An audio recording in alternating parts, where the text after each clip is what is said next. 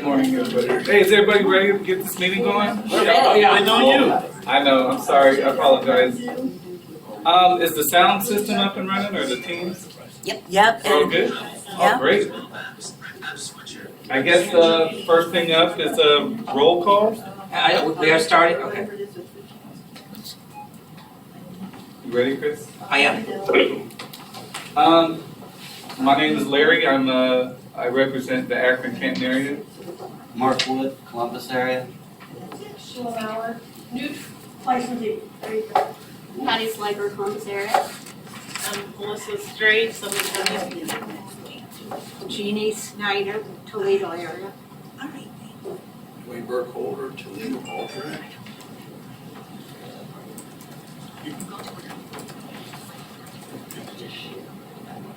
And Sheila, do you spell your name M-A-U-E-R? Yes. M-A-U-R-E-R. M-A-U-R-E-R? R-E-R. R-E-R, Bauer, okay. And Cheryl Burkholder is over here beside me, and then Frank Bergassi, Cincinnati representative. Annette Lutz, Toledo rep. John Deck, Georgia, Columbus alternate.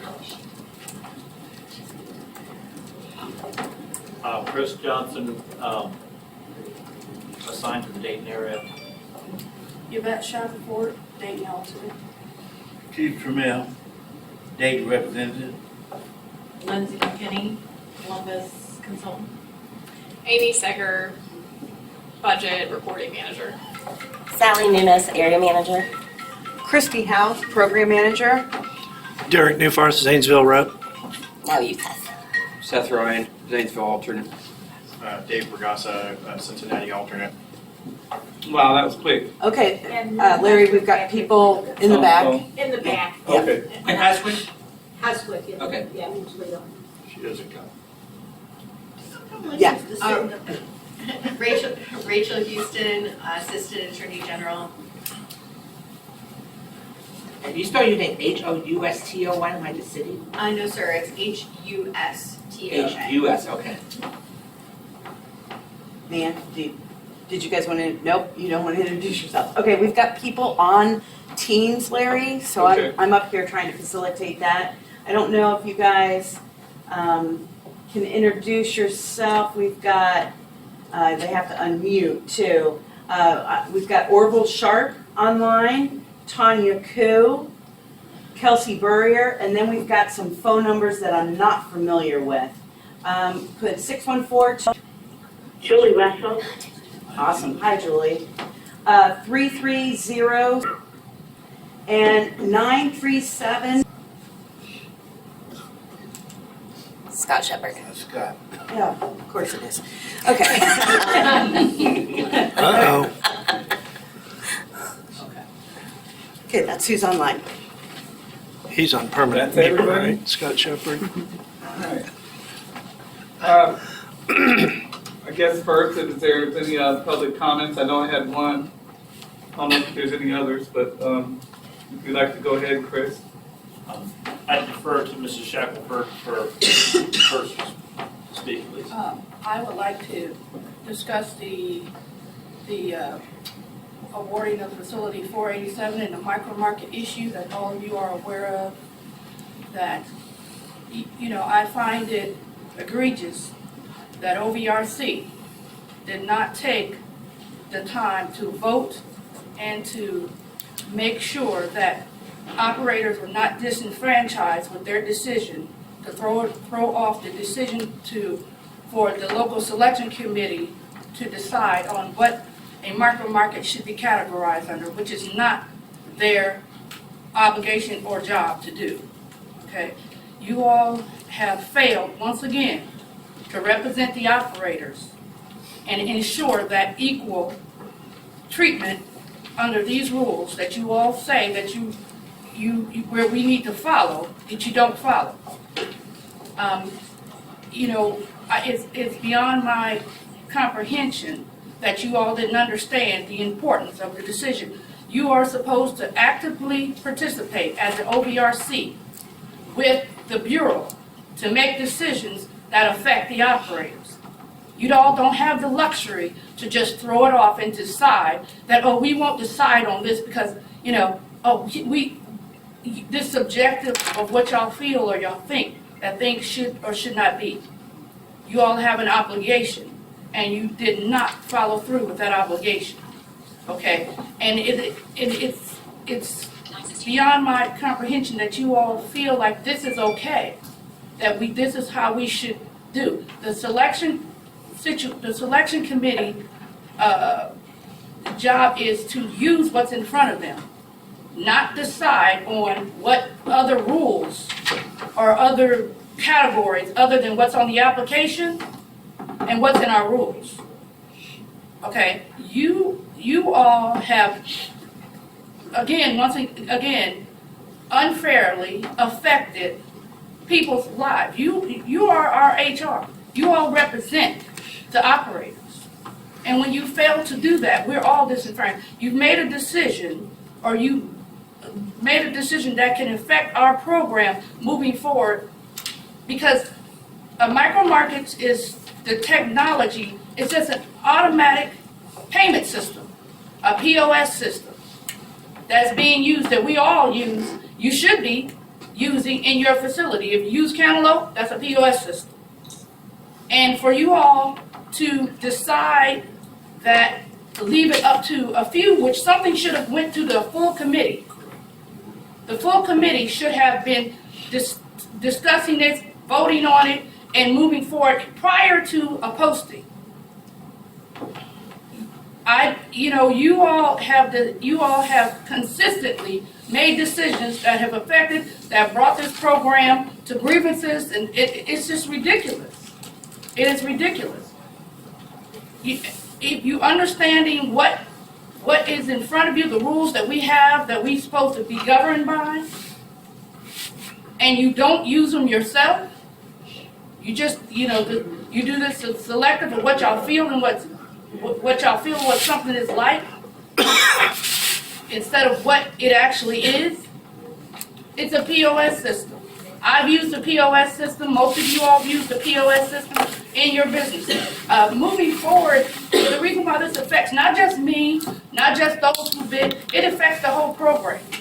Because if we're going to move forward to innovation, get into commercial businesses, this technology is going to, we're going to be using it more and more in this program. I hope, but you all have just cut off a big slew of a good 80% of the operators who've been working hard in this program for many, many years to ever have an opportunity. Let alone you all have never had to make this decision and come up with an other category. You all haven't had any trainings or anything to make this micro market something other than vending and what's on the application and in the rules and which we are supposed to follow.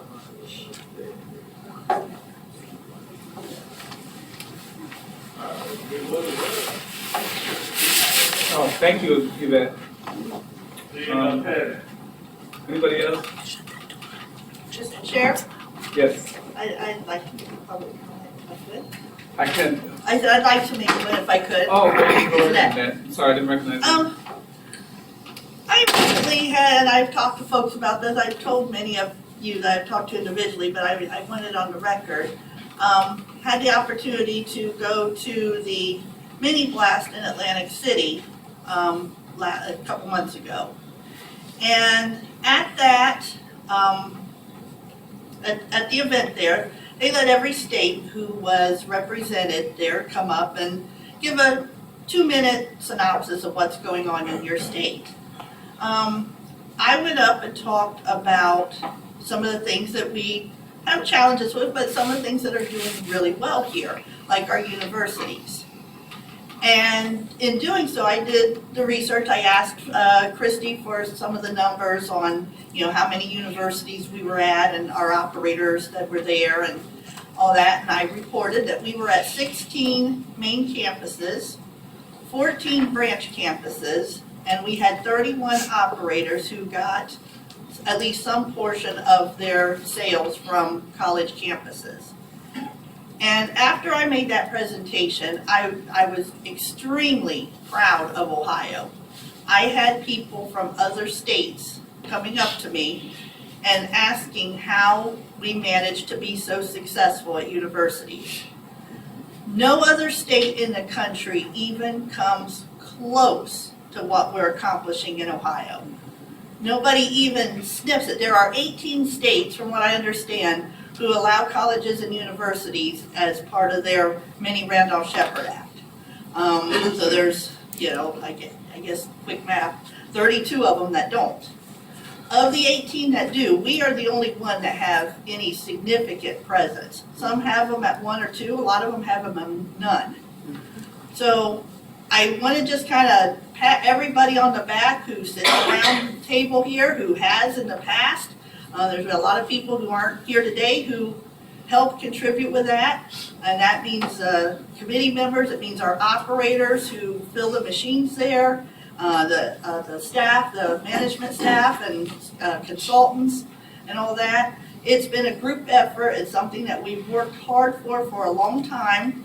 And I remember back in the 15 years ago, us sitting here wringing our hands, how are we going to get on these universities? And, there was talk of hearings, and there was talk of all kinds of things, and we've made such great strides. And it should be our goal to keep this up, to be a light to everybody in the country, and that every vending machine on a public campus should be overseen by a blind person in this program. That should absolutely be our goal. And just as a cautionary thing, let's keep it going. Let's be positive. Let's be innovative. Let's be positive. And let's not do anything to mess it up, because this is our future at Pure, Ohio. And I was so happy that I was able to report that and show where we are so advanced compared to everybody else. Thanks. Mr. Chair, this is Chris Johnson. I did not mean to suggest that I wanted to pass on public comment, but rather that I just wanted to give Mrs. Shackelford a chance to speak first. And I'm really grateful that Annette spoke up and spoke to something positive that we're doing right, because we know that sometimes it's easy to get focused on problems instead of solutions. And, so I'm grateful for that, as she so frequently does, putting the positive out there. Mr. Chair, just to clarify, facility 487, is that the Wright Patterson facility? No, That is the that's DSCC, DSCC. building 21. Building 20. Thank you for that. My name is Chris Johnson, an operator of facility 425, temporary operator of facility 1016. And those are located variously in Trumbull County and most of the rest of the stuff in Central Ohio. I want to speak to you about two topics, and I'll try to keep this concise. I do share Yvette's concerns regarding the interpretation of the phrase "like facility" in Rule 3. As it was applied in this selection, only about 5 operators in the entire program would get these points. And so the word she uses, disenfranchised, I think is entirely appropriate. When that interpretation, which this committee opted not to weigh in on, but leaving it to the local selection committee, disenfranchises 95% of the potential applicants, then we've got a problem we need to address. And in informal conversations with several of you, I recognize that there is some consensus among you, our elected representatives, that that rule needs to be changed. However, this committee does need to develop a policy while we are currently under the rules, so that the staff persons, Ms. Hauk and Mrs. Nunes, have the appropriate guidance from this committee concerning the interpretation of Rule 3, like facility phrase, in upcoming selections. Because we know that the process of changing the rules takes a considerable amount of time. And I think that there's probably a way to avoid grievances. I think Mrs. Shackelford and myself have practiced some restraint in not filing them. She says she ain't done yet. Yeah, statute of limitations per rule has not expired yet. But anyway, this new format that we're talking about here with the micro market, if you look at the National Automatic Merchandising Association website, refers to these as a kind of a hybrid of a vending and a C-store. We have for years run vending and C-stores. And we, myself, Jim Lutz, who was an applicant, Yvette, have all run facilities that are far more complex in cafeterias and open food operations than any C-store or micro market ever will be. So to suggest that we don't have the necessary qualifications because we haven't operated with that particular point of sale system is just, as she said, egregious. And so to those of you, particularly, I'm going to call out names here, Derek and Seth, who were on that selection committee, I'm disappointed that you didn't recognize what was going on here, that you're effectively disenfranchising 95% of the operators in the state, and that really all we're talking about with the micro market is a different point of sale system. Any of these cafeteria operators, open food operators who were applicants for that facility had more than enough experience to handle the database entry associated with back-end management of the software on the, what do you call it, 3 square micro market kiosk. So that concludes my comments on that topic. Thanks, Chris. I got one more topic briefly. Oh, there's more? The second topic. Semi-annual inventories. I have recently, through informal conversations with specialists and some operators, become aware that there seems to be some inconsistency in operators' adherence to the Rule 6, I believe it is, responsibilities of the operator to submit a semi-annual inventory.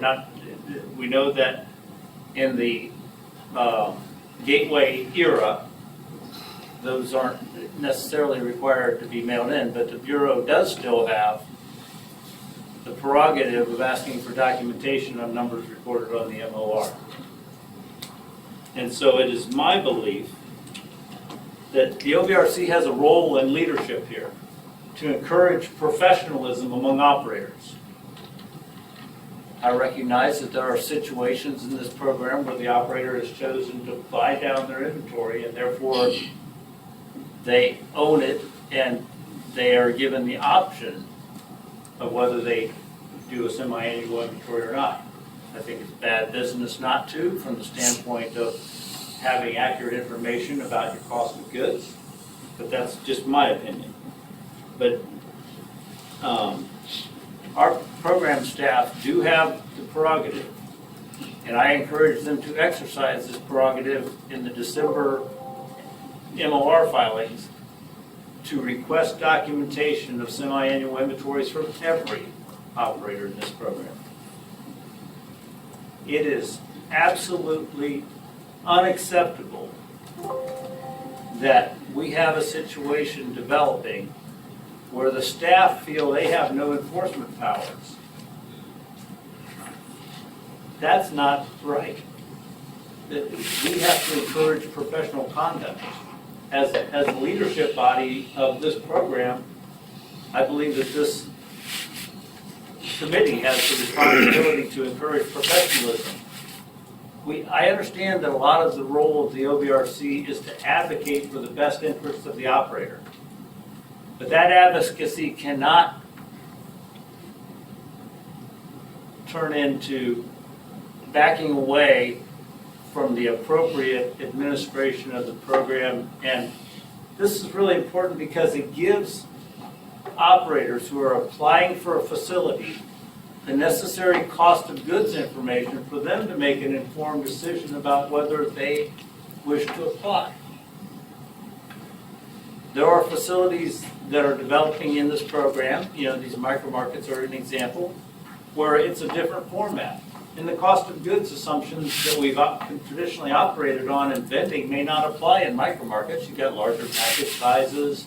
Oftentimes you give up a little margin in order to get that larger sale. So we need to have good information on which to base our decisions about application. And this information is usually distributed via the vacancy announcement. But without good inventory information, operators have one hand tied behind their back when they make that decision to apply or not. Thank you for your attention to my comments. I pass. Mr. Chair, this is Yvette Shackelford. Can I ask a question? Go right ahead. You all keep referring to like experience. I have not found those words in the rule. It says same service format. Where do you all see like experience?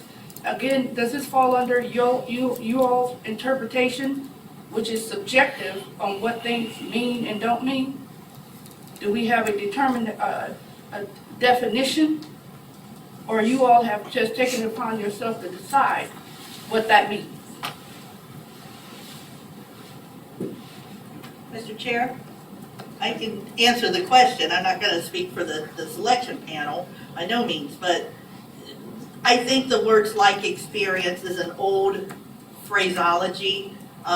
When we used to have a lot of categories, one of them was like experience. You are correct, those words don't appear in the rule. It does say operated a facility of the same service format. So I think that's just old wordage that people are using. I think we need to update our language of what we're using on this committee then. Well, I'm old and I'd use the word. I said like facility, but I'm old. I understand. I was licensed in 1989.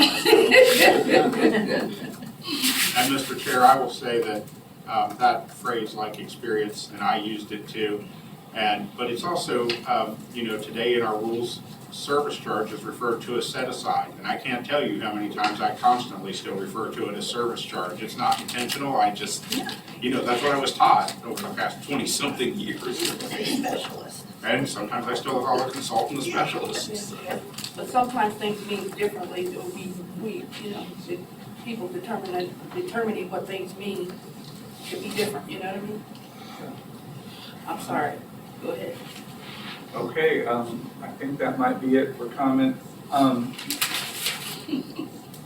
We go into the minutes now, I believe, or is it the motion?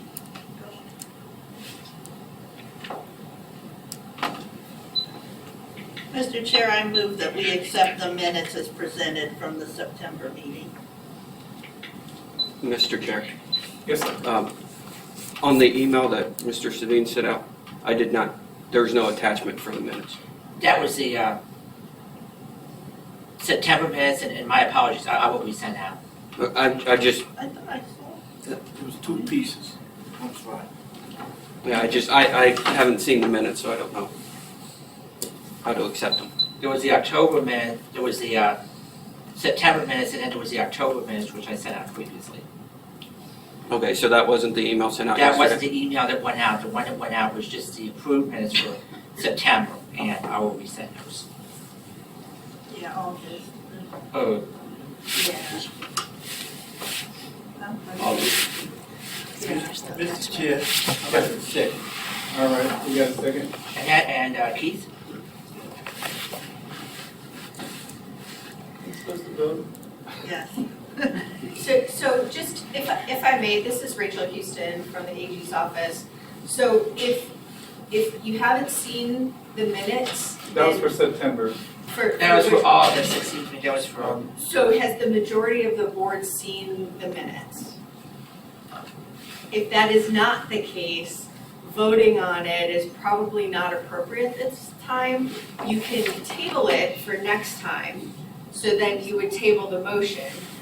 And that way everyone can see it so they know what they're voting on. I would just advise. absolutely. What I had failed to send out was the August minutes were already approved. Okay. And I've had a lot going on, I do apologize, but what they're referring to is the September minutes I sent those out several weeks ago. Okay, and that's just my 2 cents. If everyone is comfortable with voting, that's fine. The draft. I just wanted to put that out Absolutely. there as a procedural thing. Well, now, did everybody get a chance to see October's minutes? So, September. I'm sorry. There were no October. Mr. Chair, this is Christie. So the September minutes Chris sent out on Saturday, October 14th. The September draft minutes. Thank you.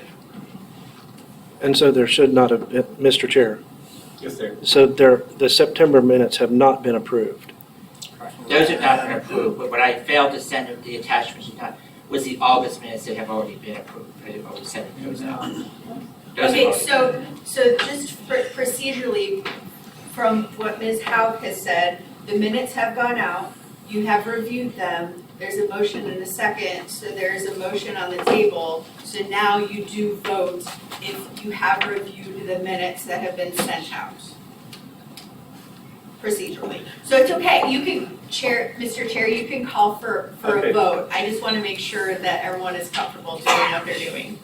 No, I'm uncomfortable, but thank you.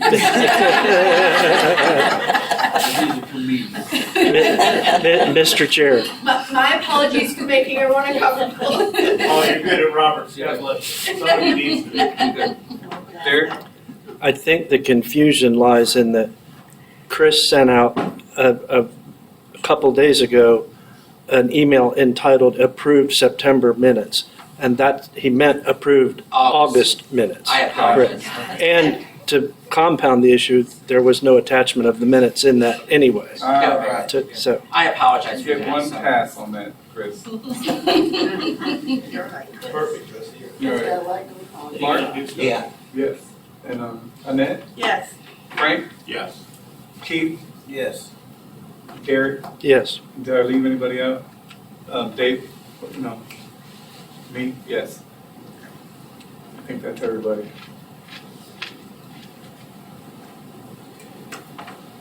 Did Dave Paget not show up? Yeah, Dave's not here today. Ah, So motion passes.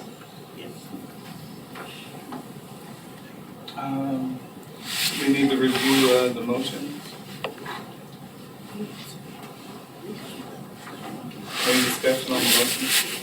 Mr. Chair, I have a question about one of the motions that was accepted, because it's not on the agenda. I figure we could cover it, and that has to do with some of the potential facility and site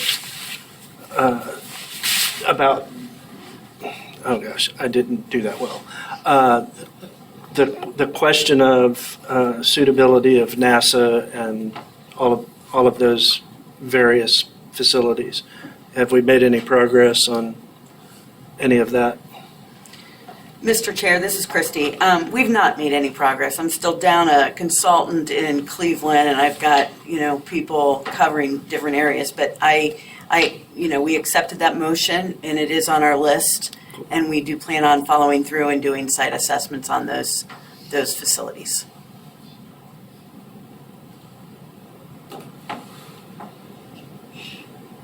All right, yeah. Anyone else with a discussion? I think we'd go right into the agenda with, first item is IVR. Christie, do you have an update on that? Mr. Chair, I'm going to defer this to Amy. Mr. Chair. So we finally got an estimate back from both IVR and OBG. IVR is going to take, they estimated 250 hours. OBG is going to take 380 hours. And the cost is going to be estimated about $50,000. They can't start until after the first of the year. And the estimated finish time for this would be October 1st, 2024, if everything would go smoothly. And Mr. Chair, this is Christie. Just for everyone, we have a bigger group. This is about being able for operators to store their bank information in IVR to make it comparable to OBG. And it's 50,000, but remember, we can use set aside and match. So out of the cash balance, it would be about like $10,600. And the IVR is the telephone Yes. procedure. Mr. Chair, did I hear that right? It's 300 and some hours for one group, and can you tell me that again?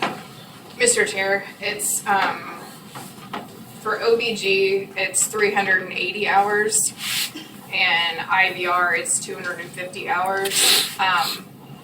It's a complete coding change, and they have to work with CBOS, which does the wallet function right now on the OBG system.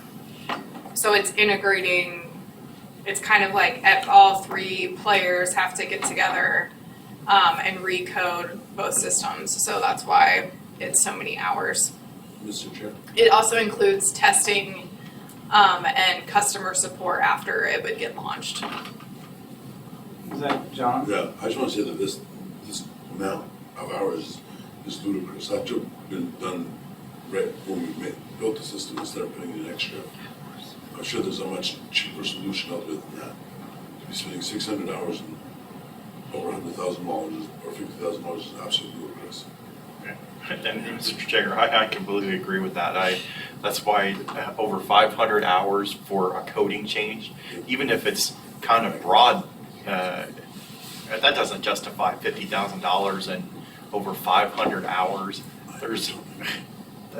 Even for a layman, that sounds ridiculous. Mr. Chair, hi Amy, it's good that they got back with you, we got some information, but my question is, why would it take them 10 months, over 10 months, but 10 months to do it? Do we have any, can we go back and ask them, can we shorten that time? Because I'm sure the longer they take, the more money it costs. Mr. Chair, I can certainly ask. I don't know if you guys are familiar with the inventory buy down thing. That's been like years in the making. So nothing, I feel like this is across the board in a lot of IT worlds. Nothing is quick when it comes to IT. I think there is a lot of, it's not just, let me test it how you would use it. They're looking for every single possible hole. This is your guys' banking information. So the fact that they have to work with security and making sure that they're following all the proper, laws and everything like that, I don't know if I could go back and say, we don't agree to how many hours you're saying, we want you to do this in 100 hours and only pay $10,000. I don't think it works that way. I can certainly get our head of IT involved and ask him his opinion if he thinks that's reasonable. I am not an IT expert to say this should be able to be done in a workday, but we can certainly make those asks. Mr. Chair, it's not so much I think that I don't believe that it should, in my opinion, and I'm not an IT person either, that they're taking over 10 months to come up with, which is almost a year to come up with something, 11 months to come up with something that we should have already had in the works, but they're not building the new car, they're just perfect, you know what I mean? So I'm just saying, shouldn't we at least take maybe 6 months? If instead of them dragging their feet, but, all we can do is just ask, if we can, because I don't see why it would have to take them that long to. Sounds like a lot of overtime. Mr. Chair, we can go back and we can ask. Unfortunately, I think they've got a lot of other projects already in the queue. They're working on a big project for taxation and so that's the problem with IT is that, even if I can tell you if VR has an internal IT ask, it goes on a list and they've been working on stuff that was on a list years ago. That's the problem. We are now on a list. And they're working on all these other projects, but we can go back and we can ask. And OVG is not charging us for those hours. It's just CBTS that's charging us for the hours. We went back and we asked, we're like, this is it. We're not gonna be sticker shock. There's no other monies that we're gonna owe. We did our due diligence on that. And, you know, it is frustrating, and we are not coders, IT, you know, I can't tell someone if it's gonna take 2 hours or 200 hours. I don't know, I'm not a coder. But we can go back and ask. The fact that we have a quote and we've got a plan, you know. Mr. Chair, I'll go Amy. just to kind of piggyback off Christy said, it's not that we're not being charged for OBG, it's, they're including it in the support costs that we pay every year to them, because it's not, they're not having to bring in an outside team, they're calling it, their support team is going to be performing it. So we do pay for those, it's just included in our yearly costs that we pay for them. So, just out of curiosity, where is the inventory buy down on the list that they have to do? Because that is a lot of years in the making that was promised probably in 2015 or 16 maybe. So, Mr. Chair, we put a pause on that because of the whole restructuring of the funding and the fact that inventory, and we've got an inventory work group, that we put a pin in that project. And Mr. Chair, so instead of being price gouged to the tune of $50,000, somebody mentioned it just not long ago, this kind of thing should have been done from the beginning. So I don't think, instead of paying $50,000, I just don't think anybody using the IVR system should ever be penalized for entering the wrong banking information, period. That maybe that's the direction we'll go, and it will save us $50,000. Mr. Chair. Seth. Amy, what does OBG have to do? I understand the IVR with the information, but OBG already stores the information. Do they have a call-in system too that I'm not aware of? Mr. Chair, so with both systems, the payment information, it gets routed, because OBG doesn't actually like store that information either. It's stored with CBOS, because they have all of the right requirements with security laws and banking. Again, I'm not an expert on this stuff. But with everything with IVR runs through OBG. So they look at the different, like, they call them APIs, where OBG, like, starts, you guys enter your operator ID. So that's like one API that they like pick up, and then that gives you guys the information of like what your MOR should be. So there's different steps involved. This big thing is there's no, right now with IVR, it's not a smart system. So there's no, right now, like you that use the thing of like rebuilding the car. We're not rebuilding the whole car, but we're pretty much rebuilding the engine with doing this. So they're integrating CBOS in there, which causes OBG to create like a new API. Again, I don't really know what that stands for, but it's like another step in the system. So IVR is still not technically going to store anything. It's going to IVR to OBG. Any payment information is only with CBOS. Does that answer your question? A little, Mr. Chair. So if that's the case, and I don't know anybody who uses OBG, excuse me, but when you click on your thing, it doesn't even give the account information. So at this point in time, if it's all a matter of the few operators that still do a call-in system, why not get rid of IVR, set them up in OBG, and have a call-in system for their consultant to enter it in? Because it doesn't give the banking information even on your confirmation screen on OBG. Once you enter it in, it's never up there again. So if we could set up a time for individuals still using OVR to set up an OBG account, and then it could just be entered by someone else, same as IVR. Mr. Chair. Go ahead, Matt. Seth, that's the only issue is not everybody's technology inclined in the program. Yes, ma'am. I used to be one of those, still is somewhat. So we have, we were gonna take into everyone's disabilities, and not everyone has someone at home that can help them with that. So I used to be an IVR user, and Lord, I felt like that was my independence. And after the situation that happened to me, using this system with these issues, I felt like it took away my independence, because now, I'm dependent on, having my husband make sure he helped me, because I don't use computers. So in order for us to make sure that we are accommodating everyone's disability, everybody's issue, I think that we need this IVR system. We have to be able to walk and chew gum at the same time. And, that system helps a lot of people keep their independence. Funny thing is, I thought, and I don't know anything about coding and all that, but the figure I came up with when this first started, I thought it'd be around $50,000. Just because of what cost of things these days. Mr. Chair. Yes, Frank. The other thing I'll remind everybody is there was a grievance filed over this. I believe the big part of the grievance was to make the IVR system, or the big ask, I believe, of that grievance, and Christie or somebody can correct me if I'm wrong, but was to bring the IVR system into ADA compliance. Yes.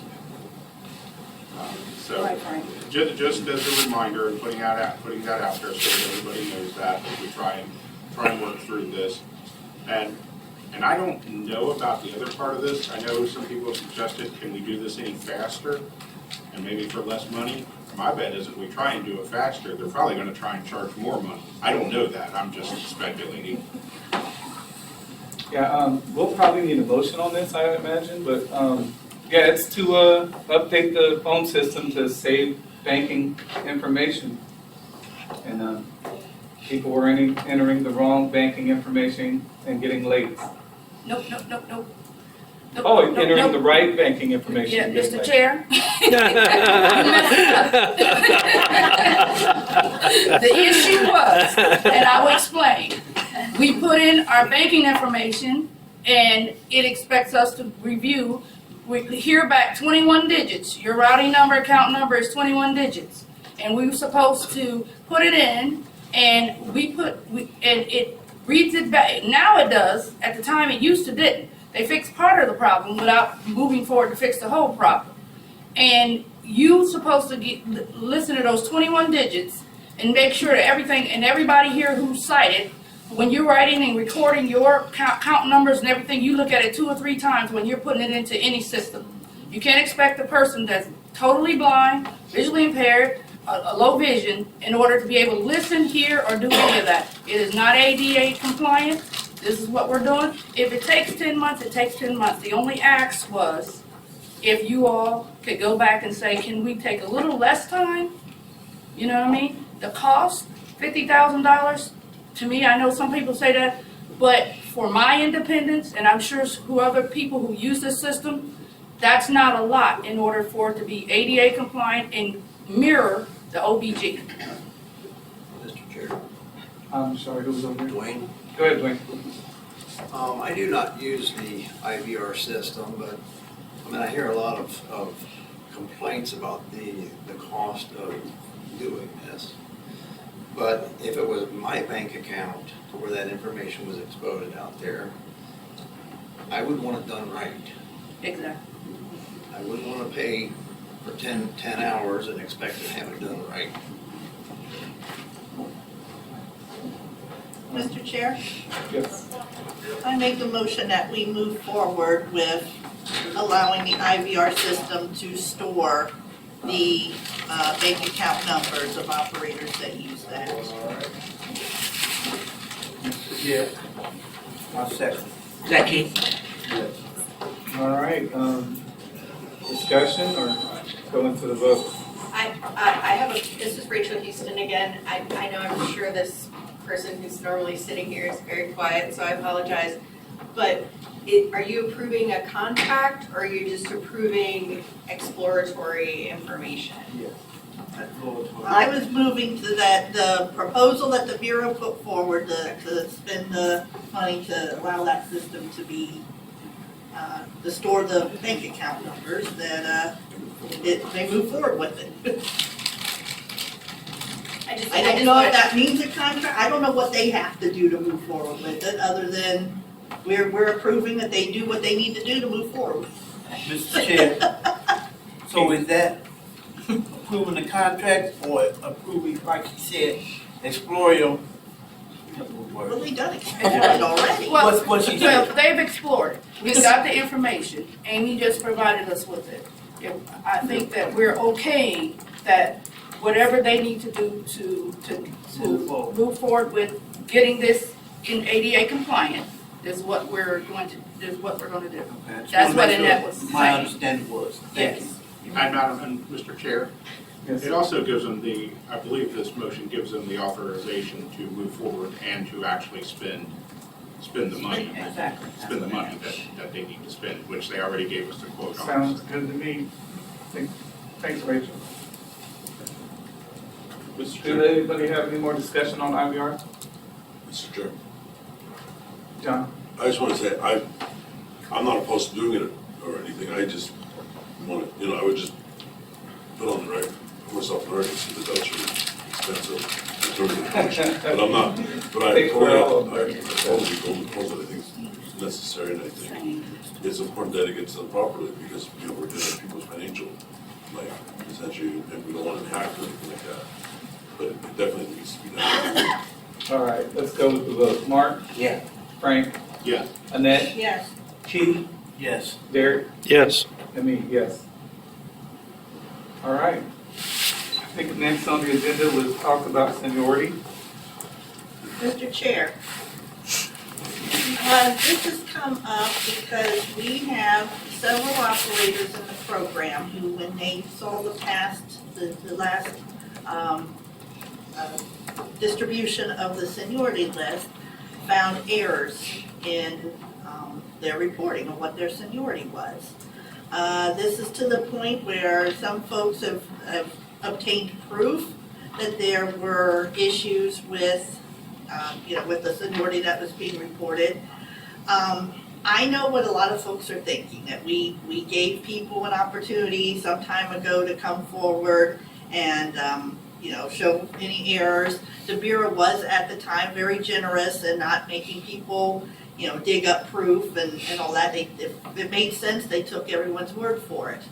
And I understand that, and we knew it was gonna be a challenge up front, but we do have several people. I have one in my area who has come forward and said, look, I am missing a lot of time on this seniority list. And I think that we should, except when folks have proof of their time, that we should allow them to change that on the list. We want the list to be accurate. That, I think, is the most important thing. Accuracy in order, because seniority plays such a huge role in our selection. We want people to get it's more important that it's accurate than it is to be convenient for everybody. So if somebody has proof, I would like to see us accept that proof and change the list, update it if needs to be. That sounds like a motion. Frank? In addition to what Annette said, I know of three people in the Cincinnati area whose seniority seems to be off. One of those individuals is missing about 9 years worth of seniority. Where?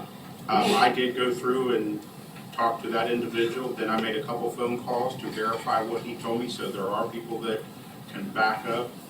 I was able to verify what he said through other people, and I can provide that information to our management team if they would like it, so that we can try and get that straightened out. As Annette said, the seniority list is very important, especially in our selection process. Especially if there's a tie, we want to make sure the seniority list is above and beyond reproach. We don't want these questions swirling and hanging around out there. I'm not saying it's anyone's fault. Sometimes people don't look at email like sometimes as often as committee members do, or sometimes if they do look at it, they get to it later and, maybe they didn't realize there was a deadline. I've talked to a few people that didn't. Now, the people I'm talking about, I don't think they had this issue, but I've talked to a few people that didn't realize it was no longer by licensure date and is actually under number of days worked through a temp or a standard VOA. So, but like I said, the seniority list is important. We also want to do it, we want it to be correct. We want it to be correct for the operators who have put in the time and service to this program too.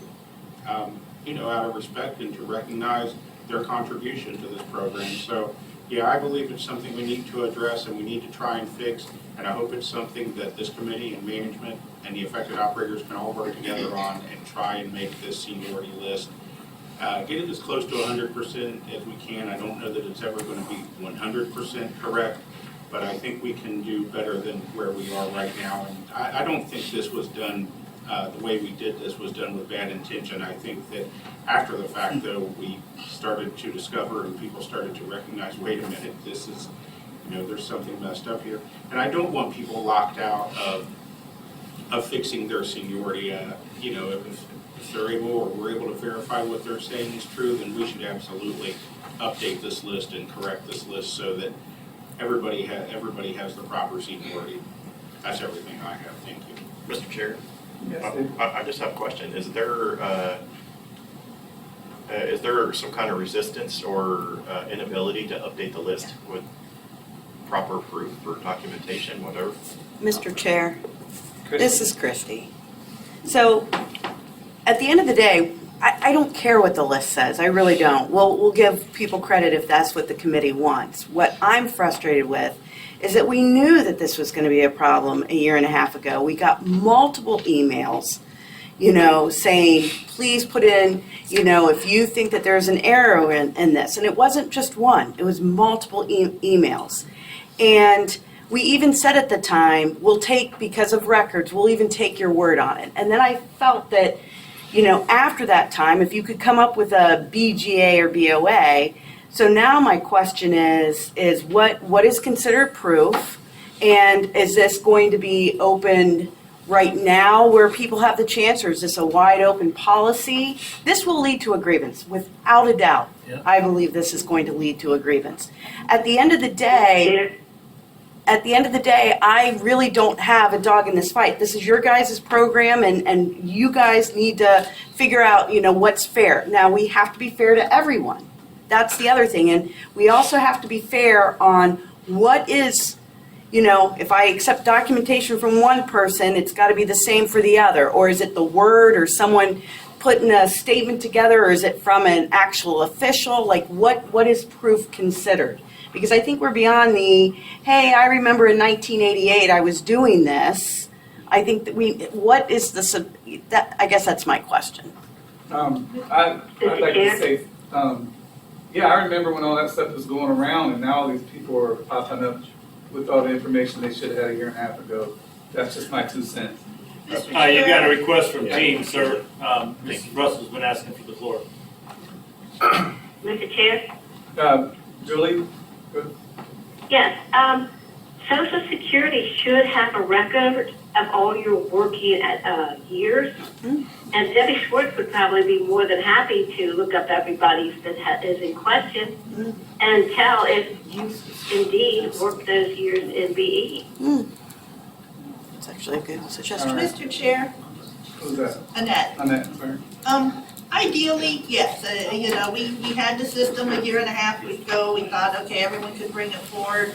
But we have several operators, and these are good, long-standing operators who missed that somehow. They, whether it's they didn't read their email, they didn't see it for some reason. Somehow it just got missed. And we need to fix it. It absolutely, these are these people's careers. They tend to be some of our more seasoned operators who's been, around a little longer, who's not as computer savvy. It did come out a lot with email. And yeah, we did do it, and everyone was fair with it and all that back then, but people missed it, and we gotta allow them the opportunity to bring forth proof. If they have, operator agreements, affidavits from people that say, I know this person was working then. I think we should be generous with the proof. Generous with the proof? What does that, Well, if somebody has documentation that they worked in a facility, that they were the operator for a facility. I misunderstood. I'm Generous sorry. with the proof. Well, okay, it probably wasn't the best choice of words, generous with the proof. Well, the affidavit would be a little more generous than the contract, for example. Yeah, yes. I think that if we can show that somebody was worked there, then we should allow that. Mr. Chair, And I do want to note that we sent this in 2021 and 2022, and in 2001, there was mailed hard copies also. It wasn't just email. Okay. The second point is, my suggestion would be maybe we do something similar and we can have consultants reach out to operators and have that time period again. I'm just saying this because I feel like any selection that's gonna come up, people are like, I get calls. Can you tell me what the seniority list? Where am I? What is my ranking? Well, no, that shouldn't be right. I was here longer than so and so, and I remember. Can you send me my list? And we go over the list, and then it's like you have this gap. Well, I know I was working. I can call so and so to tell me, and that's fine if you guys want to do it that way. But you are going to have people changing rank every selection if you open it up like this. It's completely up to you guys. Again, like Chrissy said, I don't have a dog in the fight I either. kind of get what she's saying. Every so often, there's going to be a few more people that need to update their seniority. Mr. Chair, if we open it up, I don't think it can be left open-ended, because I understand what Amy's saying. And I'm not saying everybody has to agree with this, I was just gonna put this out there. And I talked to another operator who suggested this to me, and it wasn't, but I mean, I kind of liked where he was with it. And said, maybe we open it up every year for a few days or something, and give people a chance if there's a correction to make, to get their corrections in.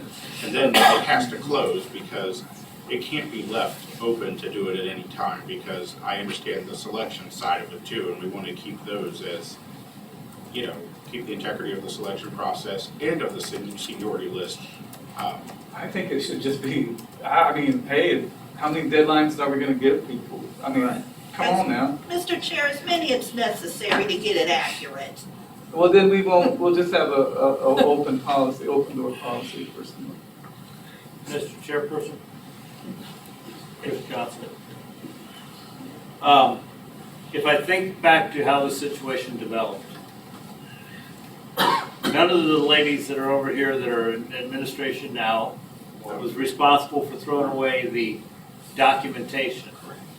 But I, as an operator now, have the problem providing the documentation, because unlike BSVI Rehab Services Commission at that time, I am not responsible to keep human resources records. There's a personnel file for each operator that historically has been maintained. When I requested back in 2016 a copy of mine, it was about 1,200 pages. Oh, I'm Chris, but I'm just saying, I'll can't we finish just my- do this one time and be done with it rather Well, than the problem keep it is going? the necessary documentation. I am a business operator. I operate under a 7-year records retention policy, because we're talking about documentation for the IRS, and that's all. I don't have the role of the agency of keeping people's personnel or human resources records. So I did discard a lot of the necessary documentation. And if I remember right, the mail that was sent out by BSVI back in 21 and 22 just had the total number of years. It didn't have a breakdown of the years or the months in each facility, as I recall that communication. Ms. Seger says that she's got that, and she, when I had an informal conversation with her, in the first 2 sentences of the conversation, I knew that there were 4 2/3 months missing from my record, because I know where I was, and it was 2 months before my first marriage, and my first wife will tell Mr. you Johnson, she'll be the one to provide the affidavit. is your seniority updated and correct? No, it is not at this point. And because the question is, what does this body interpret to be the appropriate documentation? With all due respect to the ladies who weren't responsible at the time, the documentation that the agency was responsible to maintain was thrown away. Back in those days, I as an operator didn't have, seniority wasn't a factor in the selection the way it is now. Correct. That's the thing, you gotta recognize, the seniority wasn't a factor. Oh, It Mr. became a Johnson, factor. I recognize that, I'm just saying, we should do this deadline one more time, and not year after year I'm not after year. debating that point, but I think you've gotta be very clear Well, about, that's all I was, first of all, that's all I was. what we should be receiving is a month by month or facility by facility term of employment when we receive the communication from BSBI. So that we can compare that to our own information. Mr. Chair. Thanks. Go ahead, Amy. I will say, and Chris, everyone received this, I'm not just calling you out, but a listing by facility, by dates was sent to you in February of 2021. And that had the deadline of, if you have any information you'd like to add to these records, please contact your consultant. And then it was sent again in 2022. So it was sent out, and if you guys choose to do this again, we could also do that again with copy and paste the records and the seniority list that we do send out periodically of like updates of here's your seniority.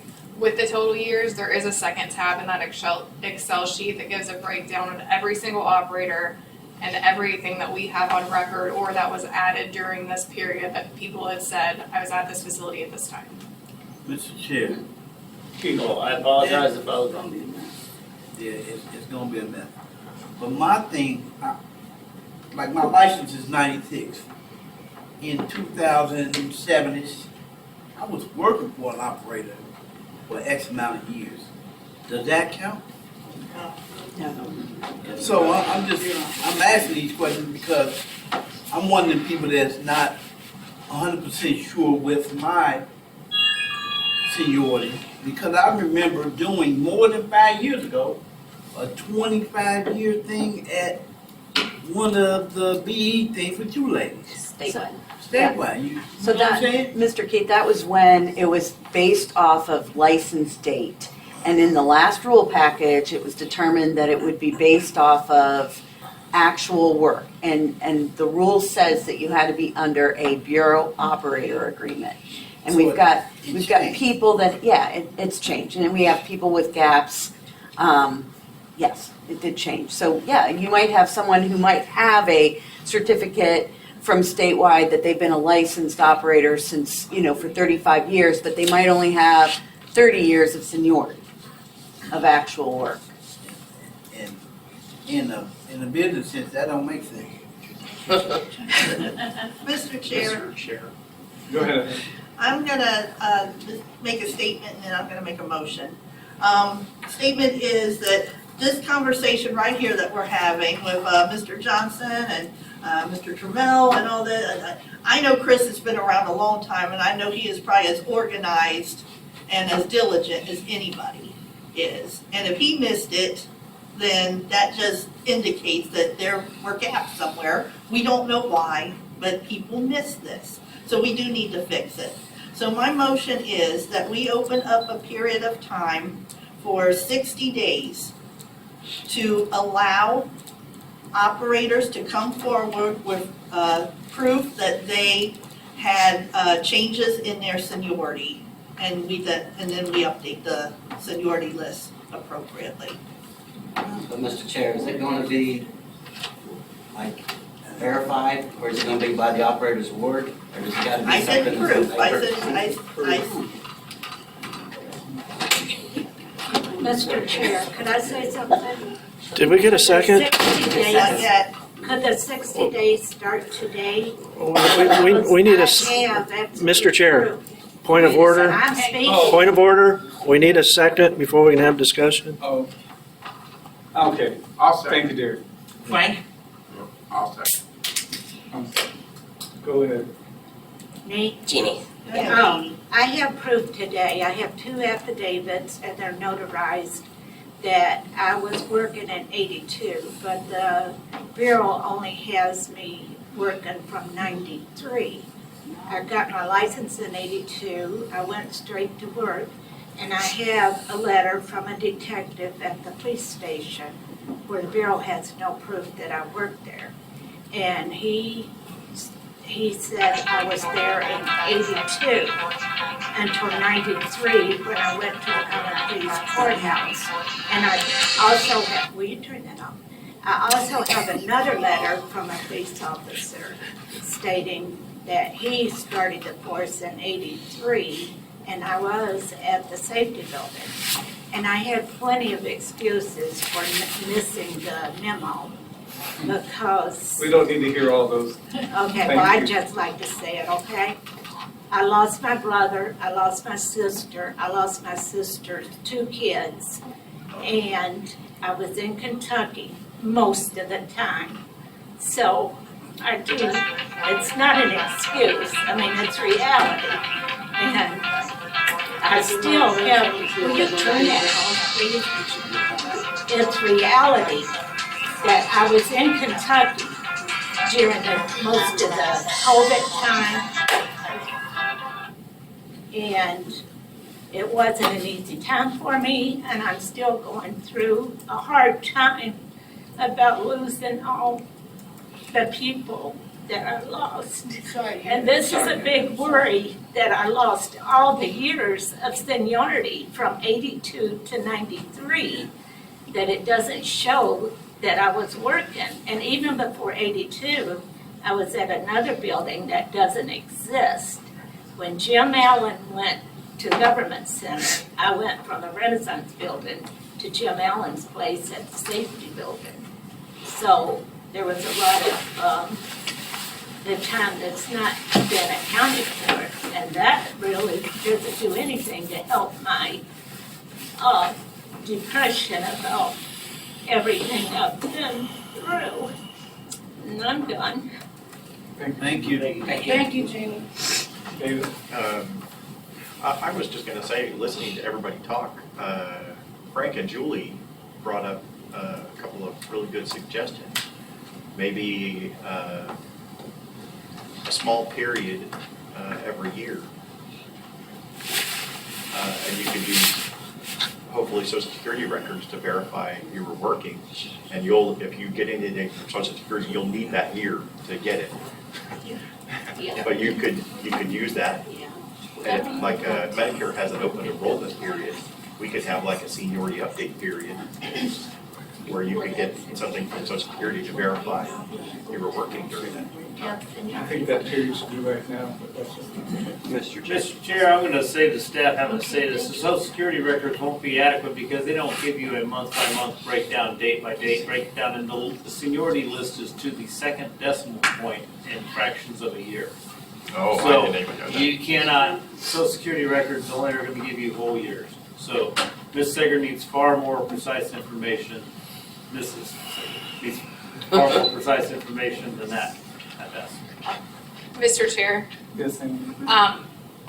yeah, I kind of would like a little bit more direction on what's acceptable. I don't know if you want to compile a list of what we received and you guys vote on it, because the last time we did this, an operator could say, like, I know I was in there December to March, and I would say, do you know the dates? And you guys gave me the direction of just put it the first day of the 1 month and the last day of the last month to give the maximum amount of time. So like, am I doing that again this time? I guess I just need to know so it's fair for every operator. What's acceptable if they don't know the exact date, how to go forward from there. Like, what do you guys want the records to be? Mr. Chair. I'm sorry, Seth, go ahead. In your record keeping, Amy, do you have, like, operator A worked at facility this from this amount to this amount? Do you have it separated by facility or just by operator? If, Mr. Chair, I apologize. At that time, if you knew the facility number or the name of the facility, that is included. If not, it may just be some dates. Okay, so you can't judge one facility versus another. Yeah, I'm sorry, you can. So if you guys want the full explanation, so on that second tab of that Excel sheet, it gives operator, your license date, and then a full history, like each line is a different facility and a different date.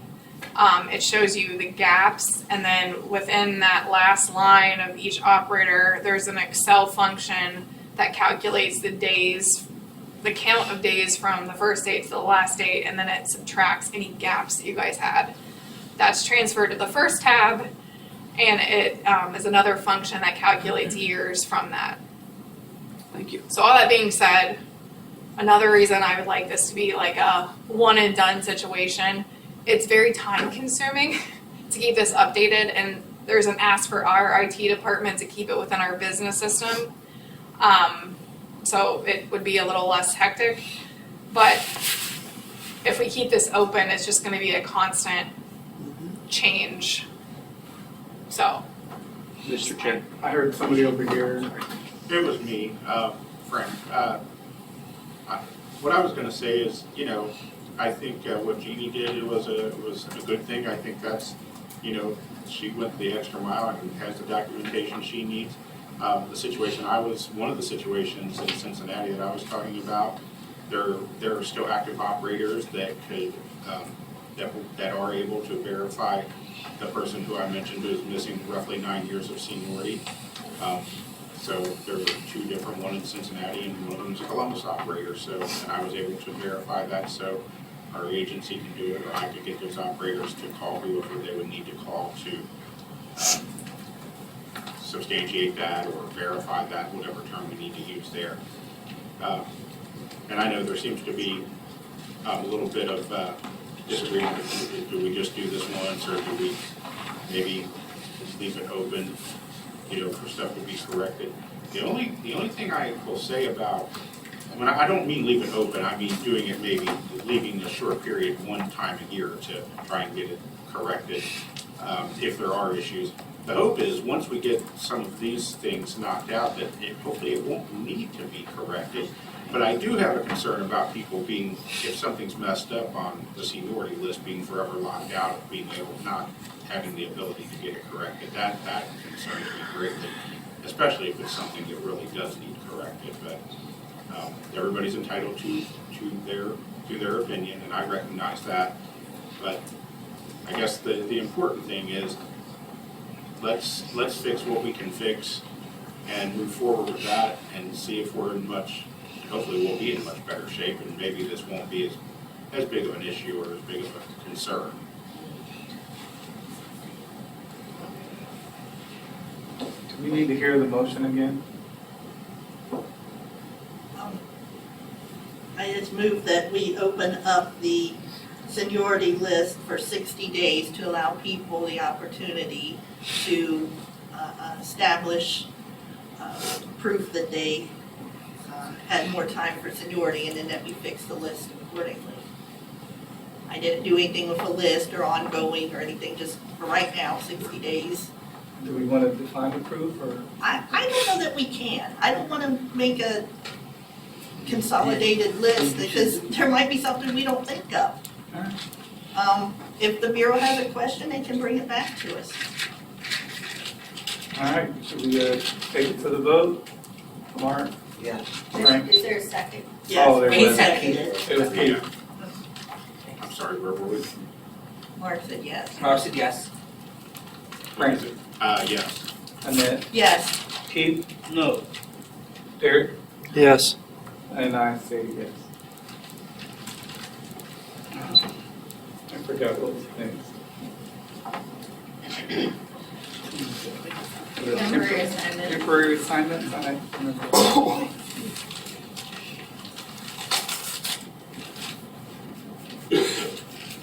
Sally, did you have anything with this one? Mr. Chair, I didn't put this specifically, and maybe it's just worded wrong, but it was more about, we've got quite a few facilities, specifically in Columbus, that, you know, we've put out several times for bid, no one has bid on them, so they continue to be temped. You know, what do we want to do with all these facilities that no one's bidding on? Is there different configurations we can try? I mean, I don't know what to do with all these pieces and parts. Mr. Chair, go With ahead. that, Go ahead. I was just gonna say, what I think should happen with those facilities in Columbus is that the group, you know, you and the Columbus selection committee get together, sit down, and instead of bringing it like in one big glob to the committee, have a plan, similar to what you did at Ohio State. This committee, I mean, I know some of it, but a lot of folks in this committee that doesn't know anything about geography, sales, configuration, all of those things. Put a plan together of what all should be combined to form facilities and bring it to the committee instead of just leaving it wide open and us to sit here and try and debate what should go where. I don't think the committee could be equipped to do that. Mr. Chair, again, I don't believe that it should be just two people's idea. I understand that we have representatives that represent an area, but again, Sally bringing something to the committee, and we're pushing it off to two people to make a decision that could affect the program. First of all, I don't even understand why some of these aren't put out as site attachments. Right. I think that we're using an excuse to move forward with attaching to help some other businesses, people who want to build their business up. These could be locations that's good for that.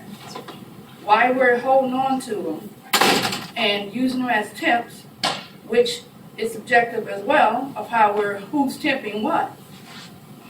It's just beyond me. And we're having people temp things for a year, 2 years, whatever. Some of it, it's gotten out of hand. It has gotten out of hand. You all are not equally applying the rules or doing what you are supposed to do as committee members. Keep Mr. pushing Chair. the decisions off that you all should be able to make and look at when the Bureau brings this to our attention. thanks, Yvette. These are actual locations, facilities that could put an operator or a licensee to work. They're not just little site attachments. These are full-fledged facilities. But no one's bidding on them, so you all have steps to do. When there's no bid, you all are to make those site attachments. Or do that. How is a site attachment being brought up? You all put some of these together and no one bid on them. So you're continuing to tempt them. So isn't that in the rules that when a location has so many buildings, they are to be broken up and made site attachments? If you don't have people bidding on them. Mr. Chair, John. Frank was first. Oh, we're at Yeah, at the same time, it's fine, Tom, go ahead, it's your. Just a couple of things. First of all, it's done by the rules say that should be done by the local committee because of the fact that the local committee knows the area, whereas the whole OVRC does not know that area. There are people who are wanting to temp, but they're only wanting to take the good parts of the facility, not the whole facility. That's a problem in and of itself. And if we sit and make all this stuff site attachments, then we're losing facilities that are whole facilities. Yes, there's a huge problem with no one wanting to bid on stuff, but there's a big long-term problem that if we break all these down, then we're losing jobs at the same time. Mr. Chair, you're taking what I said in general. I didn't say everything.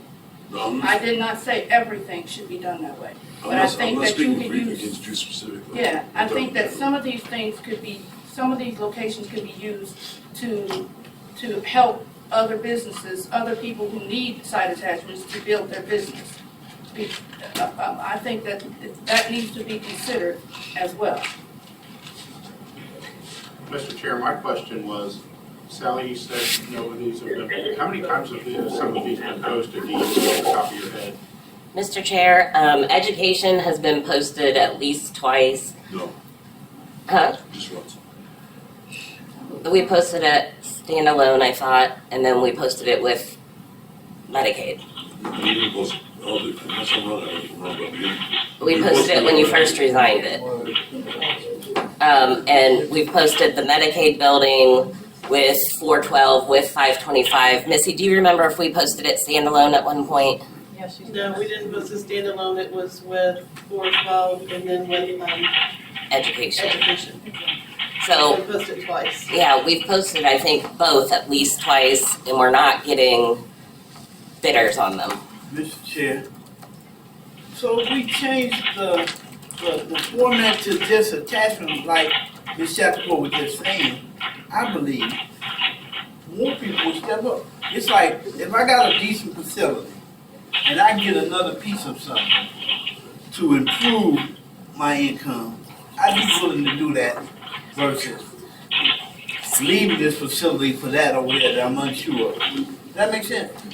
Yeah, Hey, sorry, if you're on the, oh, you muted him? Okay. They need to mute themselves if they're on the phone. I've seen He just situations turned where off our whole sound. facilities were temp for a while, and then an operator That's what I stepped muted up you. to, Wait. and I just, Hold on, yeah. I don't know. I'm gonna call Okay, if you Sheila. are on the phone, please mute yourself. We're getting a lot of background. Kelsey, IM me if you can't hear us. No, I can hear you, but it's the phone number that ends in 04. They're filling a machine, apparently. Mr. Chair, Yes, ma'am. there very well may be a lot of these that would end up as side attachments. All I'm saying is today, I don't think the committee can or should without knowing all that, there's a ton of this stuff in Columbus. The committee right now today doesn't know all the locations, all the sales, what could go with what is a nice fit. Most of the folks on the committee aren't from Columbus, they don't know the geography. So I'm saying that not to make a full decision, but that the selection committee for the Columbus area goes back, puts together a plan. Then the committee would have to vote on it, because they can't just change everything on their own. The committee would have to vote on, okay, this plan makes sense. It's similar to what we did with Ohio State. Ohio State was all these different spots, and people put them together and decided what went with what, and then some of them later ended up coming out as side attachments and all of that. It's the same type of thing, it's just on a bigger scale. We cannot today, I think it would be absolutely irresponsible of us today to try and do anything with it without having all the information. Bring us a plan, something that we can look at and talk about. Mr. Chair, Yes. it was really easy with OSU because they report sales by machine and by site. Whereas these facilities that we've got that have all these different sites, we don't have you guys report by machine, by site. So all I can do is tell you sales for a whole facility. All you can do is ask the operator to provide the information. Credit report. Mr. By Chair, machine or by site. well, Mr. Chair, why can't OVRC ask moving forward that people are attempting, vote on, these people are attempting these locations to do that by building, by site, or something like that, to be able to get the proper information that the Bureau needs. They have it, it's all on the, cantaloupe. Mr. Chair, Chris Johnson. I've got considerable experience running tips, running one right now. And I am keeping sales numbers by facility. I manage my seed data pretty carefully. I can tell you that the BWC did $4,600 in September, and $4,800 in October, But the question is, I believe in part, we need to have some sort of a standard for what's a viable book of business for an operator to make a living wage when we put these facilities together. The presence of on-site storage of BWC makes it a really strong anchor. The presence of on-site storage at education makes it a pretty decent anchor. The presence of on-site storage at Medicaid makes it a pretty decent anchor. So what can we piece with there that'll make a book of business sufficient to allow an operator to make a livable wage? And this has to be done in the context of looking at the associated expenses. If you've got the on-site storage, then you can avoid that large expense. Because you've still gotta have money to pay your driver, which in the post-COVID era is a hell of a lot more than you used to have to pay them. And then also your vehicle expenses. But for Columbus is probably harder hit than most any other area in the state because of the strong presence of government buildings in central Ohio, of having facilities that used to be viable standalones shrink enormously. And so a large part of the job for the temp, and this is what I'm doing with Sally's support and working with the grantor, is to get these facilities right-sized. When I went into PwC, we had BevMaxes that were doing 110 a month. Can we sustain a BevMax doing 110 a month? That means you sold about 30 units. No, you can't sustain a BevMax at $110 a month in sales. And that's when it's clean, stocked, and working. So the first job for the temp is to go in and help to get some good sales by machine data so that we can right-size these facilities. Most of this, you've got legacy equipment installations that have been there for 20 and more years that are no longer viable equipment installations. They're no longer a suitable site. That doesn't mean the whole building's not a suitable site, but that floor is not a suitable site anymore. And this requires of the temporary operator a great deal of time, effort, and management. So I think when you look at what you're doing with temporary contracts, this is why I told Sally I wouldn't touch it for less than 6 months. Because the amount of time it takes to get a situation to where it's geared for smooth running and operates with reasonable return, remunerative return to the temporary operator, it takes some time to get things fixed. And that's not just 1 month. It takes longer than 1 month. Thanks, Chris. Mr. Chair, follow up with something that I felt that Chris said that's important. Some of these locations that has on-site storage and stuff, operators who happen to pay for storage, having that site attachment or having something like that is a lot of help to your business and saving money, and that's more money into the program as well. Makes more, so I think that we need to be considering what we're doing, like you said, and how we're doing it, but I don't think that, continuing to post stuff that no one's bidding on or anything like that makes much sense. I don't know where we're supposed to go with this discussion. Annette's got a motion on the floor. No, it was just a suggestion that the local selection panel bring us something that we can work with.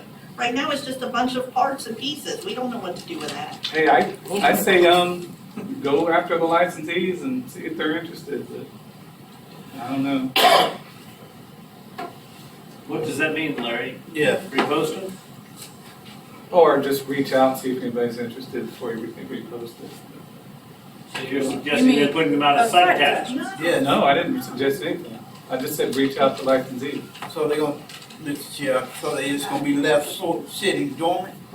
Cause you're the chairperson, we need to hear. Oh, no, hey, I just run the meeting. I'm not running the program. Your opinion, Dean.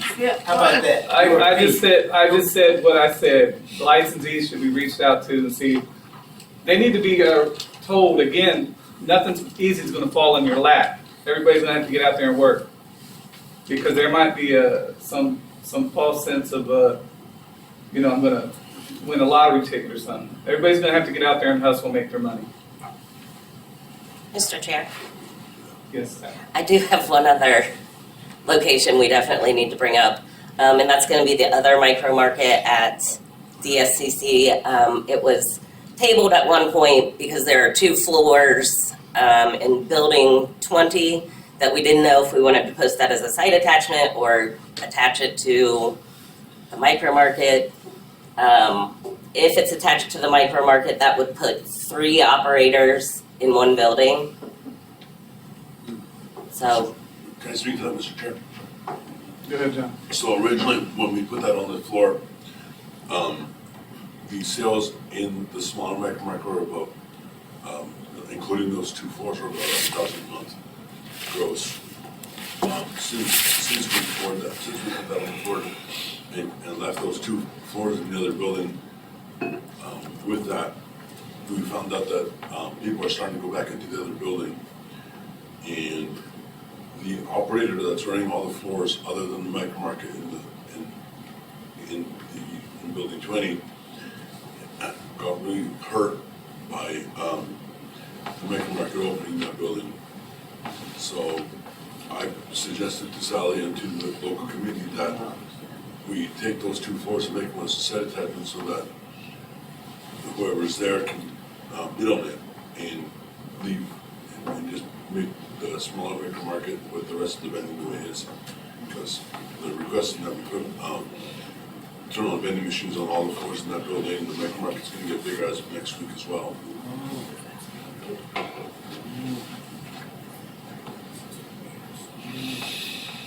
I can't make a motion, but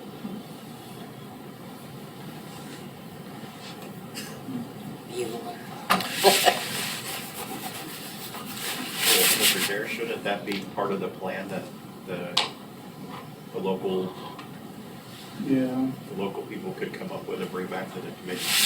I kind of agree with what Annette's saying as far as bring a plan back so that the committee can make a decision on. There's really nothing in front of the committee that they can actually decide on right now. Mr. Chair? Yeah. The local committee is aware of what's going on, and you should be able to make that suggestion here right now without needing to go back and make a plan. Mr. Chair. Derek? Regarding the Columbus situation, I agree with Annette, and I hope that that'll be taken, that action will be taken in that regard, that by next meeting that there are plans proposed to the full committee so that we can decide what to do with all of the business that's currently unattached or unassigned permanently. As regards DSCC, Facility 511 is ready to bid out. There's a couple issues there. One is the idea of the building 20's vending on the 3rd and 4th floor. And we presented this before to the full committee as an opportunity perhaps that could benefit Scott's facility because his facility was harmed somewhat by opening the micro market in Building 20, which is now permanently assigned. The micro market in Building 21, along with additional vending, is Facility 511. It would be my recommendation as the local representative to peel off the 3rd and 4th floor vending in Building 20 as a site attachment, and presumably Scott's facility could be awarded that. And then the micro market in Building 21 and the additional vending could go out as a full facility announcement. The problem there is, though, that the sales are going to change drastically over the next 3 or 4 months. And should we post it knowing that that might happen, it won't look as productive as it will in 4 months. So bidding it now is disingenuous at best, and maybe we should continue to temp it and wait and see what it really is going to be before we put it out, to give everybody full opportunity for what the facility potentially will be, eventually will be, I should say. Derek, you mean the 4 months is because you expect return to work? There's going to be a lot of, according to the information that the local committees received from Sarah, who's the consultant there, there's going to be about 800 people forced to return to work a certain number of days per week, and that will have a great effect on the micro market in Building 21 and the vending as well. We've been asked to reopen some of the vending that had been closed since the beginning of the pandemic. So they are anticipating quite a few more people trafficking that building. Mr. Chair? John? So the way it's playing out is, I've been asked to turn on one machine per floor, or one break room per floor. There's 4 break rooms on each floor, except for one that's 3. And 400 people are going back next week, twice a week. and there's a bunch more going back in January, but I won't make sure how many. And I also noticed that sales and other movement a little bit as well. But I've only noticed that in the last 2 weeks. And I can very easily give you numbers. With building 20, the third and fourth floor, and without it, so that you guys can bid it off as well. Mr. Chair, I honestly think we should hold off bidding it out if it's going to change. Then that's, we want to have it accurate and have people know what they're bidding on. And as much as I regret bringing it up, because I think it's controversial, I think that it gives the committee and the Bureau time to look into the whole same format facility issue. I know you are, I'm sorry. It's not personal. But I think that's something that needs to be explored too. And it gives us some time to do it. Mr. Chair, I feel like we have these circular conversations, and then on Monday, I'm like, where did we land? I understand where we're landing on the actual. I feel you, Christie. I understand where we're landing on the micro market, but what I think Derek said was that there's some other machines that should be going out sooner rather than later as a site attachment. Is that correct? Is that correct? That's Correct. Okay, so we all agree on what that is, and we can do that. Okay. Okay. I don't know, did everybody agree? I'm sorry, Mr. Chair, we've lost our. Mr. Chair, why you all, I don't understand why this site attachment, because even if you do have these people coming in, 300-400 people, whatever, 400 or 500 people, which is subjective because we know how the government changes things, it's not going to make that big of a difference. It will change the number somewhat, but if it's going to be interesting to folks at what it currently is, it'll be interesting. People will still be just as interested. I don't see what the difference is going to make. Mr. Chair. I really don't. Because they're only coming in 2 to 3. They're still teleworking. So it's not like they're going to be permanently in the building 24/7. Mr. Chair. Nonsense. Sorry that you're done. John? Okay, thank you. I would not make that a site attachment. I would bid on it the way it is right now. So why would you make it a site attachment? I would take it as a facility. So why would you make it a site attachment? No. Because ain't nobody bid on it. No, nobody said, you talking about the Bible markets? Yeah. No, I'm not saying I said nothing about it. I said, why not put that out as a bid now? Put that out as a bid. Oh, no. And not only that, put it out as a bid, and then you have the person who's bidding also has an opportunity to build their business if they bid on this site attachment. You're holding one and putting out the other. I'm not so sure that this is as genuine as you all trying to make it. Mr. Chair, if you put the other part as a site attachment, the person who gets the facility won't be able to bid on it because it'll already be awarded. But That's what I just my whole point. Why not put the micro market out for bid as it is? It's not going to gain anything. If sales increase, wonderful. So are you suggesting? Better for that operator who gets it. Mr. Chair. Yeah. So you suggesting leave the third and fourth floor as part of the facility? I would say if you're going to make it a site attachment, you already know, I think, that it should stay with that, it should stay with. No, I know, but that's what I'm asking. But what I would suggest is you put the micro market out for bid. Then do the site attachment thing. If you're going to put it out as a site attachment, then those people who are there on that base, all 3 operators would get to have an opportunity, which maybe the micro market 20 won't get it, but they will have an opportunity to bid on instead of you doing the site attachment, because you're all talking about putting the site attachment out, but holding off on this facility. There's no need for you to hold off on putting that facility out for bid. If sales increase, wonderful. It makes no sense. This is what you guys constantly keep doing. You're holding this stuff For what reason? So I don't that think it's could legit. Mr. Chair, I mean, Mark, I think that, putting it out right now for bid isn't gonna fix the Alike facility problem. So No. then that's gonna fall right back to the same problem we're arguing about this morning. Yep. About Alike facility. Yep. I think we should hold off on it, temp it a little bit longer until that gets resolved. Mr. Chair, I don't think like facility has anything to do with that. based on the rules, the electric facility has nothing to do with it. because I know I would Yeah, follow- I see what you're saying, Yeah. yes. I know I would I follow agree you with also you. against you guys if you guys did made a different choice. For the record. I see what you're saying. I agree with you, but they resolved the other problem, I see what you're saying.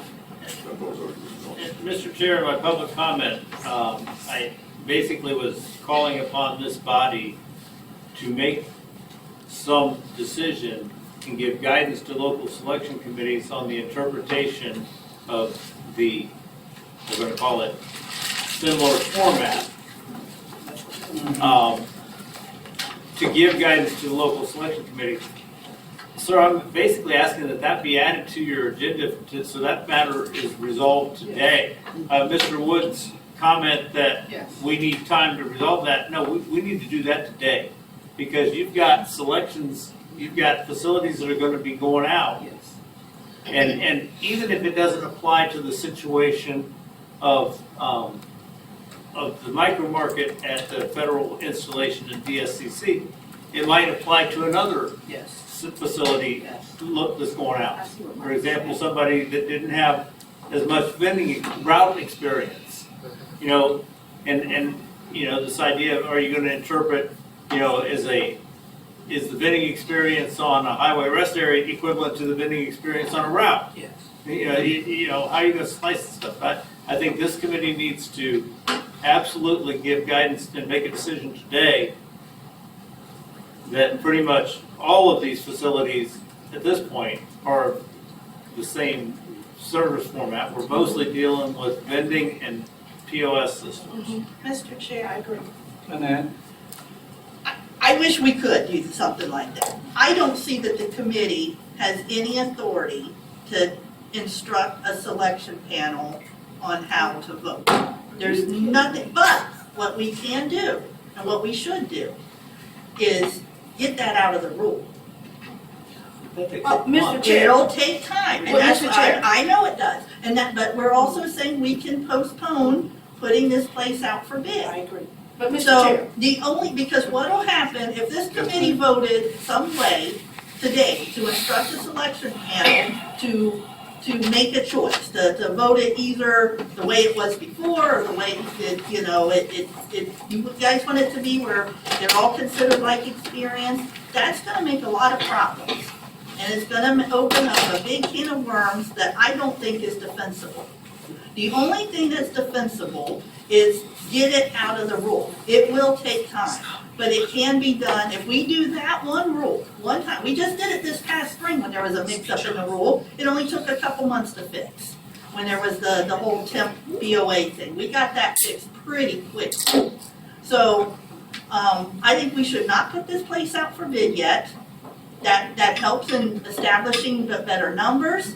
And then in the meantime, we remove that from the rule. And actually, I'm prepared to, I don't have the rule here in front of me to know the exact number, but I'd like to make a motion that we just take that, we start the process today of removing that statement from the rule of same service format. But I'm uncomfortable making it without knowing the exact, it's Rule 3, but I don't know the number.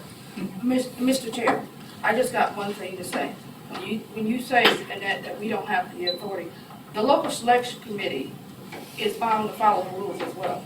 They're bound to follow. And they should be following the rules. Yes, they And are. when you decide when the rules state what our types of facilities we have and what's stated in the rules is what should have been followed and should be followed. They should not be acting above and beyond that. Okay? And that's what the issue is. I do agree that yes, now that Mark brought it up, and we should hold off because and move forward. But you all had the opportunity to make this decision back in May. and you all declined. You all knew that this should have been removed back in May, when the board brought it to your attention, and you all decided not to. And this is where I'm saying, this is egregious. Mr. Chair, Um, and that, just something to think about. If you were on the local selection, would you want that decision hanging on your head? Because it was very difficult I know for it Derek was Seth and I to make this decision, and it's not fair to have different standards in different parts of the state. Then let's get it out of the rule. It's a bad rule. Us trying to duct tape together some kind of policy here on telling a selection panel how to do something that the committee nowhere in the rules has the authority to do. And trying to fix it in some Mickey Mouse way isn't going to, it would make it easier for the selection panel if they chose to follow the committee's suggestion. Wait, Mr. Chair. So we gotta get it, it's a bad rule. I agree. Okay, now we agree on that. But where I'm disagreeing with is, what is OVRC?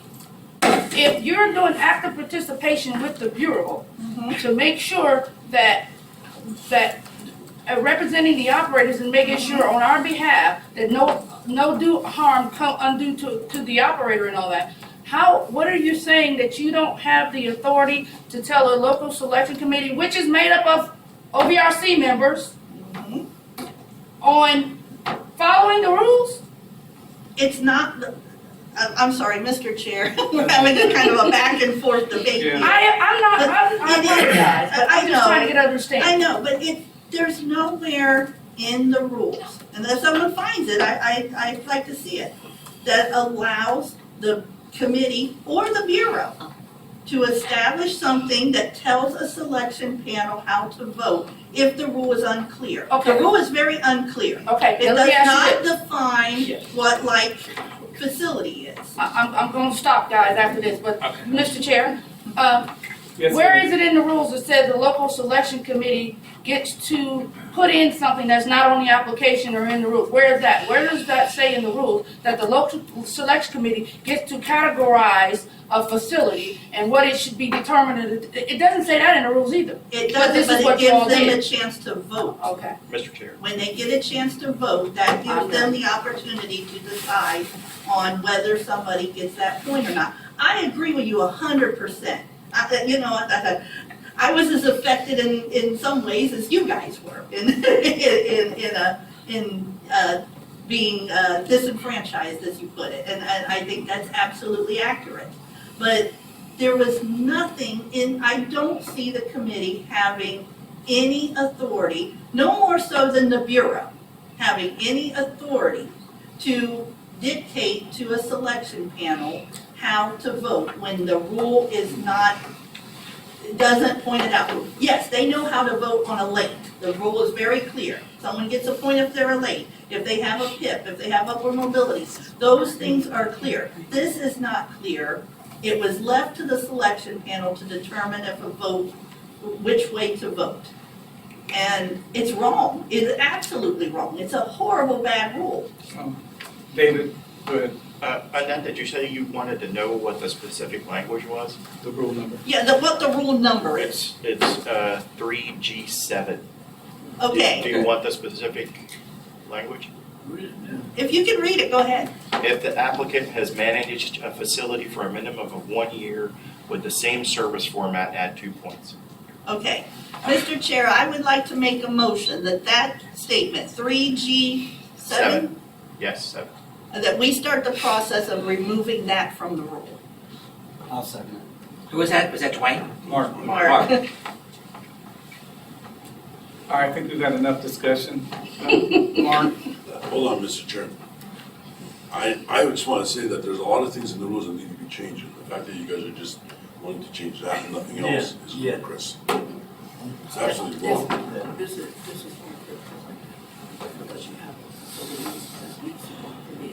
And yes, I have a personal stake in the matter. I know. Okay, anything else? Mark? Yeah. Frank? He heard me. I heard you. Okay, if that's finished, this is Jeannie Snyder again? No, we're It's voting, not Jeannie. finished yet? No, I'm sorry. Oh, I'm sorry, I thought it was. Go ahead, Frank. Mark, vote yes, Frank. Hang on. Hang on. Limbo. Liz.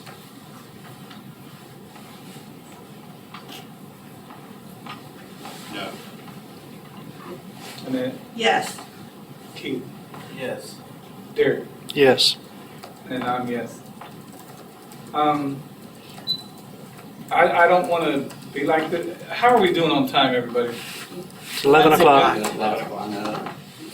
It doesn't feel like we're moving very good. We might have to limit this to alternates and reps only. No, I need to speak. I traveled 100 miles. No, you're going to get this out, and then we will limit it to alternates, reps only. And Bureau. Yeah, maybe. Uh-oh. We're fine. Go ahead, Keith. Okay, I have a certificate here from VSBI that shows absolute proof that I've got more seniority than what they're saying. And I would like him to read the certificate in it. No, it shows absolute proof. You'll see the proof. I think we're okay with that, Jeannie.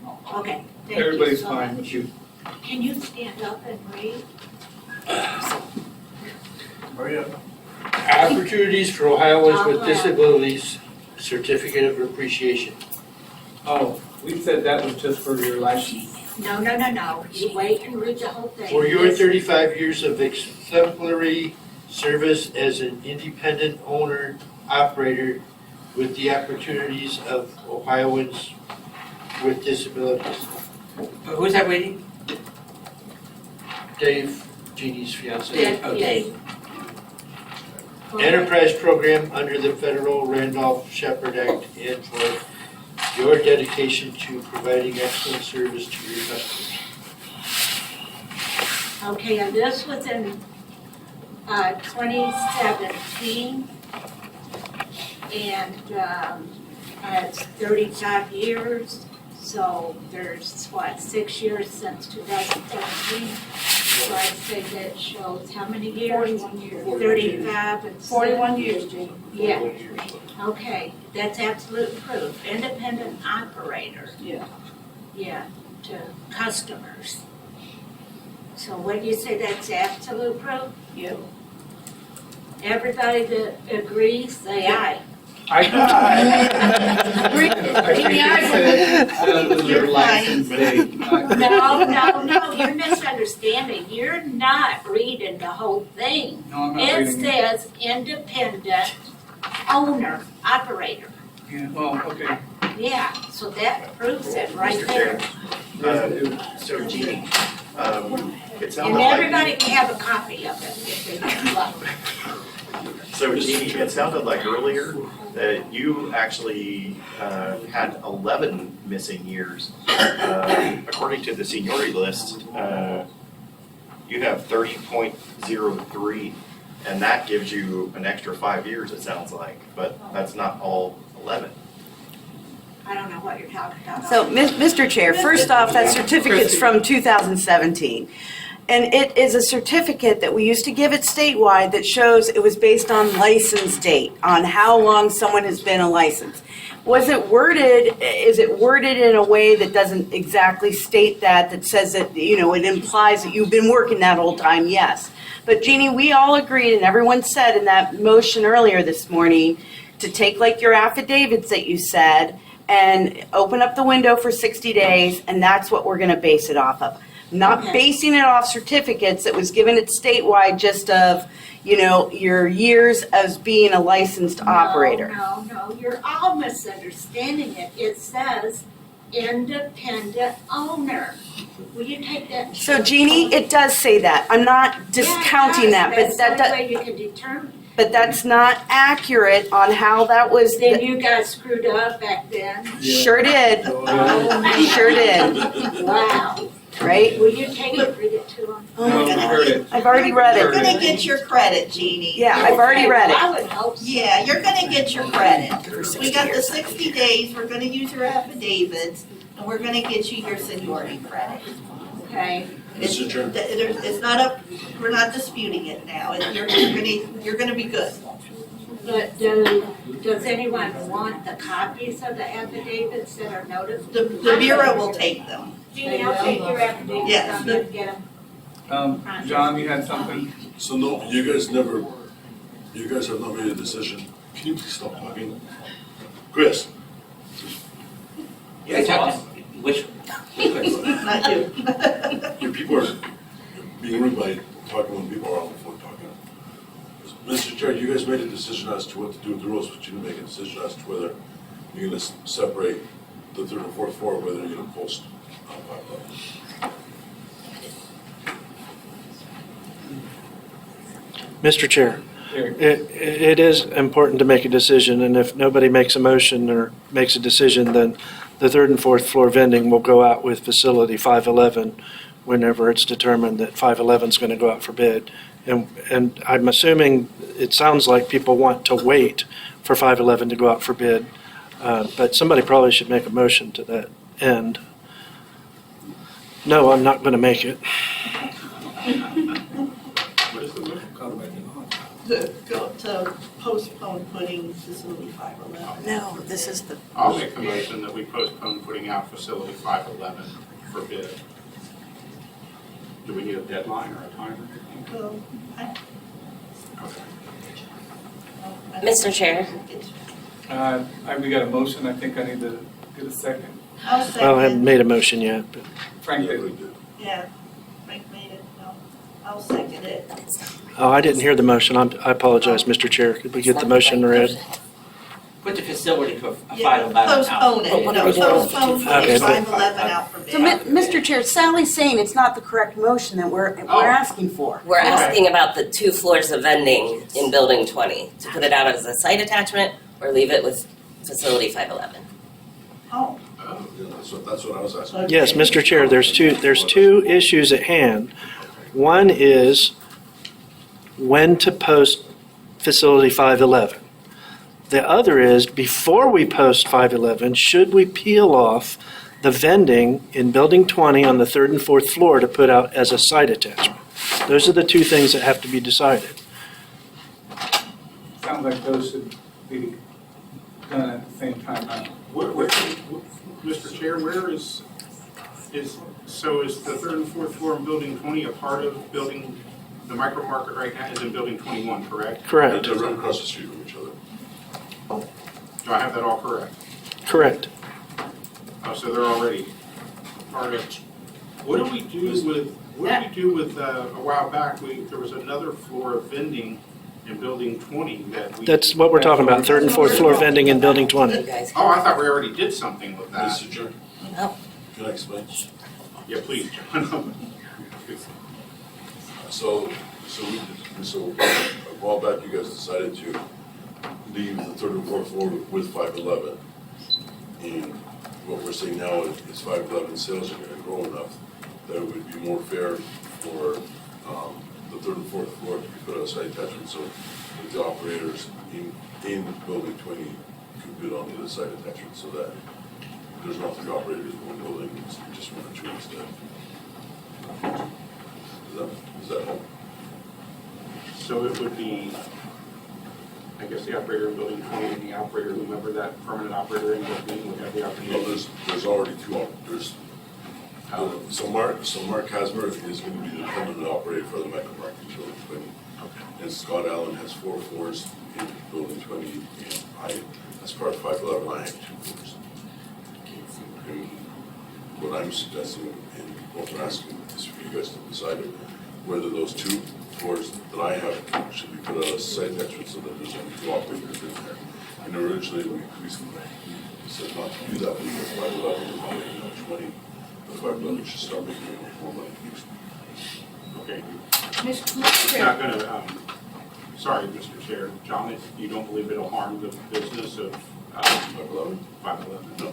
Okay. Well then, okay, we need to, It's gonna make whoever that operates about $1,000 a month. So $800 a month. and those site attachments you Correct. put out sooner rather than later, It or? doesn't make a difference. That's up to you guys. Oh, okay. I suggest Mr. we Chair, put out. Mr. Chair, I need to, well, first of all, it's procedural. I think that the motion needs to be withdrawn. And we need to redo this. I'll put it on the floor so that we can at least have this discussion and see where it goes. The motion that let me figure out the wording here, that the building 20, the third and fourth floor, be posted as, that are currently part of facility 511, the third and fourth floor of building 20 be posted as site attachments. Mr. Chair, Wait just a moment, Yvette. We need Oh, you were done? Yeah. Okay, I'll second that. And second to withdraw the motion? No, he made a new motion. Wait, new motion, okay. Yes. To post the I was trying to third get and fourth floor of building 20 as a site attachment. Mr. Chair, I'm gonna let Yvette. well, I'm sorry, for point of order, I suspect Ms. Houston is going crazy over there. I think we have to vote to withdraw the motion that Frank previously made, or without dissent, perhaps. Rachel, would that be right? I think, so there was a second. There was a second on the original There was a motion. second on yes. the original Yeah. motion, that's why I was asking. Yeah. Um, So can we dismiss it without objection, or do we have to vote to get rid of So it? if there was no vote on it, I think it could be withdrawn. Okay, It could- Right. perfect. It could just be withdrawn. Yep. All right, Yvette. Mr. Chair, I'm just wondering why you all can't hold off with this site attachment and wait till whoever is awarded, because eventually the micro market will go out in building 21, and where that person will have an opportunity to bid on this site to have an opportunity to get the site attachment as well. Why is there a rush to put that site attachment out? Yeah, I want to point out that the permanent operator hasn't taken over yet, the other facilities being temp, so there's, Oh, I didn't know. yeah, it's that's only one true. operator That's there. a good point. That's actually a very good point. I think you should, Let's withdraw that one. Yep. Well, Postpone everything. postpone everything. That's all I gotta do. Mr. Chair, Yes, sir. the answer to the question is why do it now is because to avoid having 3 operators in building 20. It's desired by some to not have 3 operators in building 20, and this is a window of opportunity to cause that not to happen. And yeah, and I personally don't object to that. Some people do. And if you're just going to keep it with facility 511, it doesn't matter whether you wait or whatever. The only real reason to do it, there's 2 reasons to do it. One is to affect an improvement on Scott's facility, who was harmed by the creation of the Building 20 micro market. The other is to avoid having 3 people in Building 20. If the committee doesn't want to do that, then you should abandon this endeavor. But I think that both of those points are valid, and it should proceed as the third and fourth floor vending as a site attachment.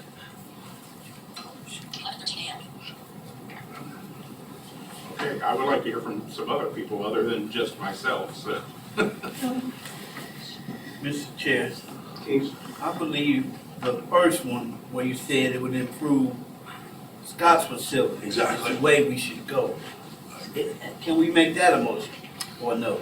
Mr. That Chair. was what he Yeah, Mr. Chair, not exactly to attach it directly to Scott's facility. The motion is to put it out as a site attachment, and that would allow 2 people potentially to bid on it. I mean, Frank, your motion's still out there? Yes, Okay. for now. And it is to put it out as a site attachment right now? Mr. Chair, Right. Yes, sir. as Yvette said, if 511 is going to go out anyways, why are we taking away the ability of whoever gets that to have that site attachment? Mr. Chair. And Mr. Chair, I think I just explained Yeah, that in was that. Derek's it- reasoning and opinion. Well, but- the opinion that we shouldn't have 3 in a building doesn't matter. No offense. That's an opinion. There's nothing in the rules that says we can't have 3 in a building. Correct. So why take away from an operator. Because of the first suggestion was that it could benefit an operator who previously was harmed by the creation of the Building 20 micro market. I agree, it could. So that's one reason to do it. The other reason is an Yes, but it could opinion also that, benefit the person taking over 511. right, yes, but that person didn't suffer a harm. I understand that, but The that, person, and we have an opportunity to correct a harm done to another operator, and it would be preferable to do that, I believe. Mr. Chair, so if Scott was harmed in creating the micro market, why was the micro market created? It's another job. Because it created another job, exactly.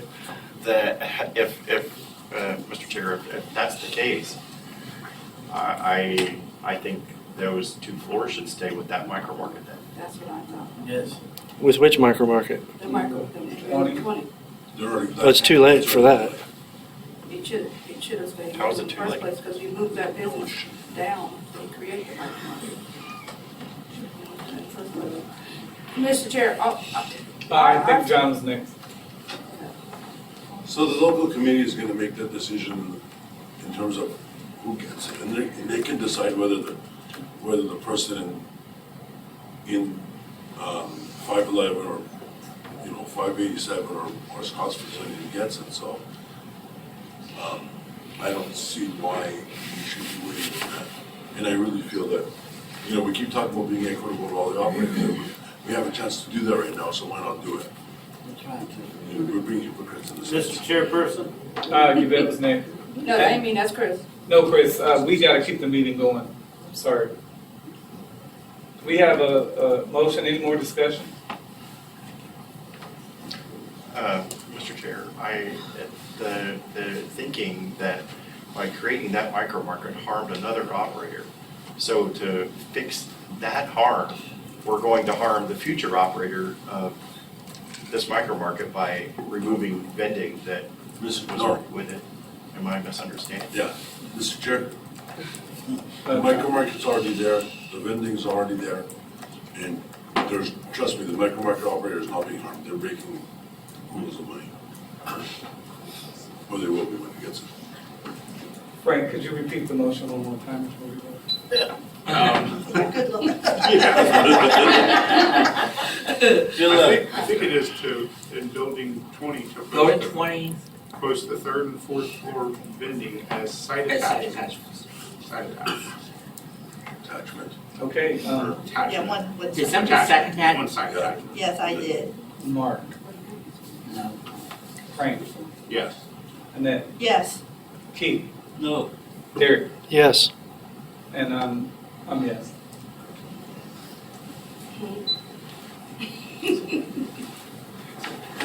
Now, do we need to postpone the? I look forward to bidding for that site attachment. You act as if it's a Oh, go ahead. done deal. It's not. Anybody can bid for that site attachment. Yes. Mr. Chair, Derek.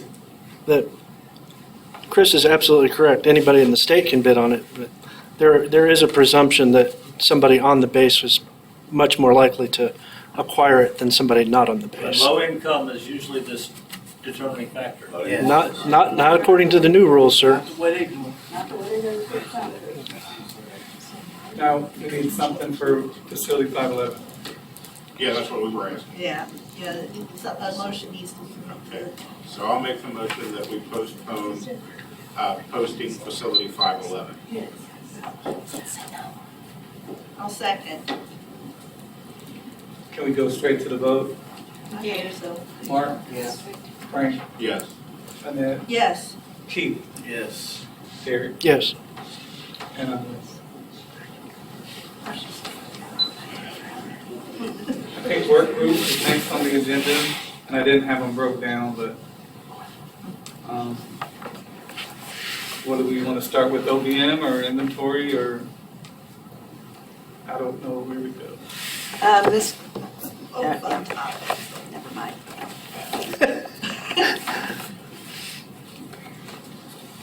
Well, Mr. Chair, OBM has not met, so there's really nothing that one we can get rid of pretty quickly, because that work group has not met. I put it out at the last meeting to reach out to me and our work group to schedule a time. They wanted to work out the issues there, but never heard anything, so. And I know they're busy with a lot of things going on, so. That one, there's nothing to report there. You want me to move on to inventory? Sure.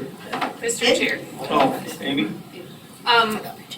For the OBM, I know the work group had met in the past and it went through, I think it was last meeting, maybe the meeting before that, about proposing to OBM about the 35%, and everyone was in agreement, at least with that part. We are going to start that since it's the brand new federal fiscal year. So we're going to start that this month. So next week, we're gonna send that report out to the consultant, so operators should expect, if they fall within that anomaly, to hear from their consultant. Mr. Chair, then there needs to be something to go out to operators to let them know that, other than just saying it in the meeting. Yeah, that would be nice to get an email. People need to know if that's coming their way. And honestly, they should have known if you're gonna start with the MOR, are you starting with the September MORs or the October MORs? Mr. Chair, it'd be the September MOR, so we can send something out, and have the consultants reach out to their operators. Mr. Chair, so they're gonna start it with a report that's already been filed without the operator knowing that was coming? Because there's been no communication to the operators at large out there that this is even coming down the pipe. Oh. If the program sends it out right now, there'll be a. But they've already submitted the MORs. No, for September. They've already submitted the September MORs. Was it September or October? Mr. Chair, it would be the September MOR that was filed in October. I guess my question is, would things be different if they had a heads up or not? Who knows? We would, But people should have a heads up. Did you file different? And you just made a statement that it was the new fiscal year is why to start it. So when it begin with the first MOR of the new fiscal year, which would be the October report. Yeah, that's what I thought you were saying.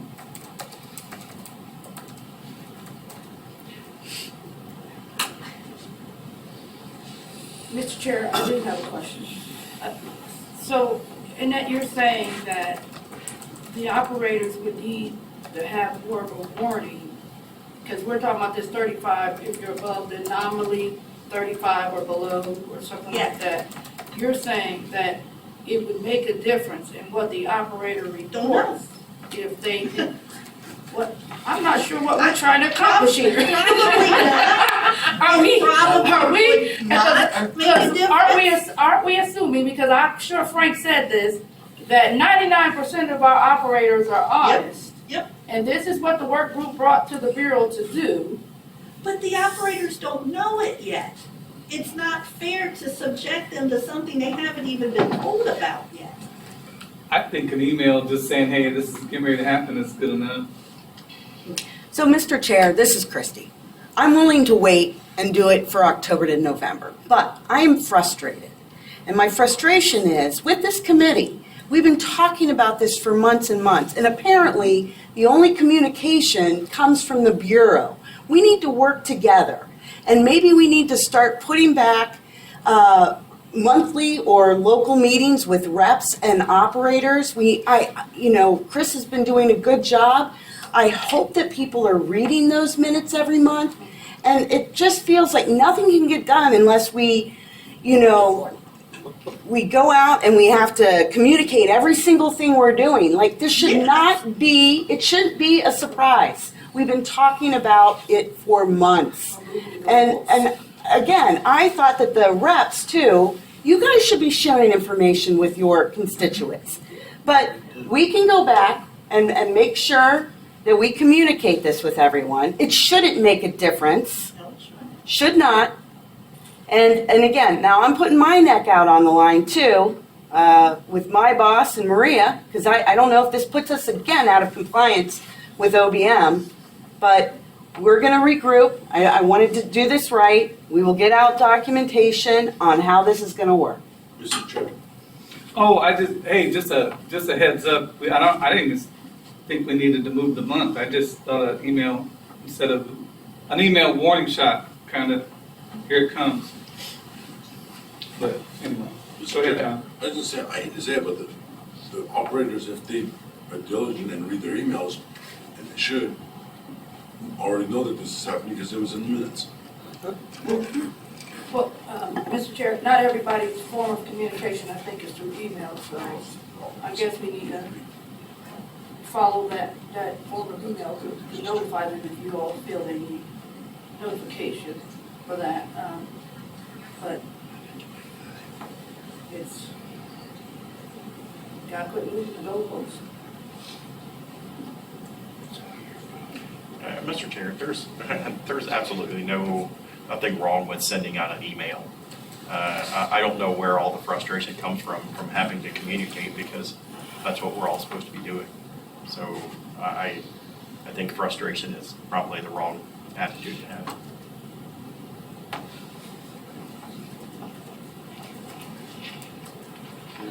And Mr. Chair, I will say this, we can talk to operators, but I didn't know where everything was going to land with that, or what the final, I kinda had a general idea, but I didn't say a lot to the people that I represent, because I wasn't sure if that was going to be where we were landing, or how that was going to work.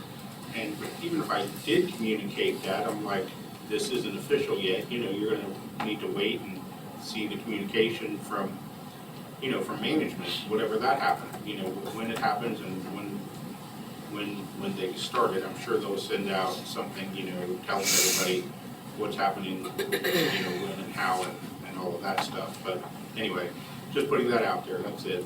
And, anyway, we'll continue to work on it.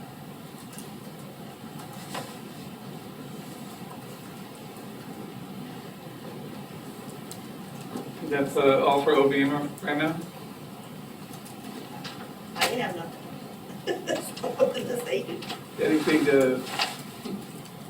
going on with the inventory?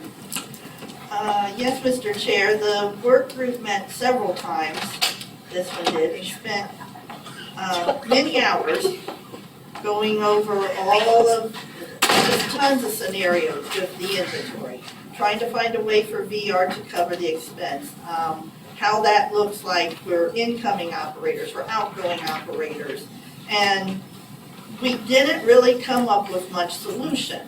And we kind of stopped meeting because we were talking a lot in circles and knew we were going to have the same exact discussions again with the full committee.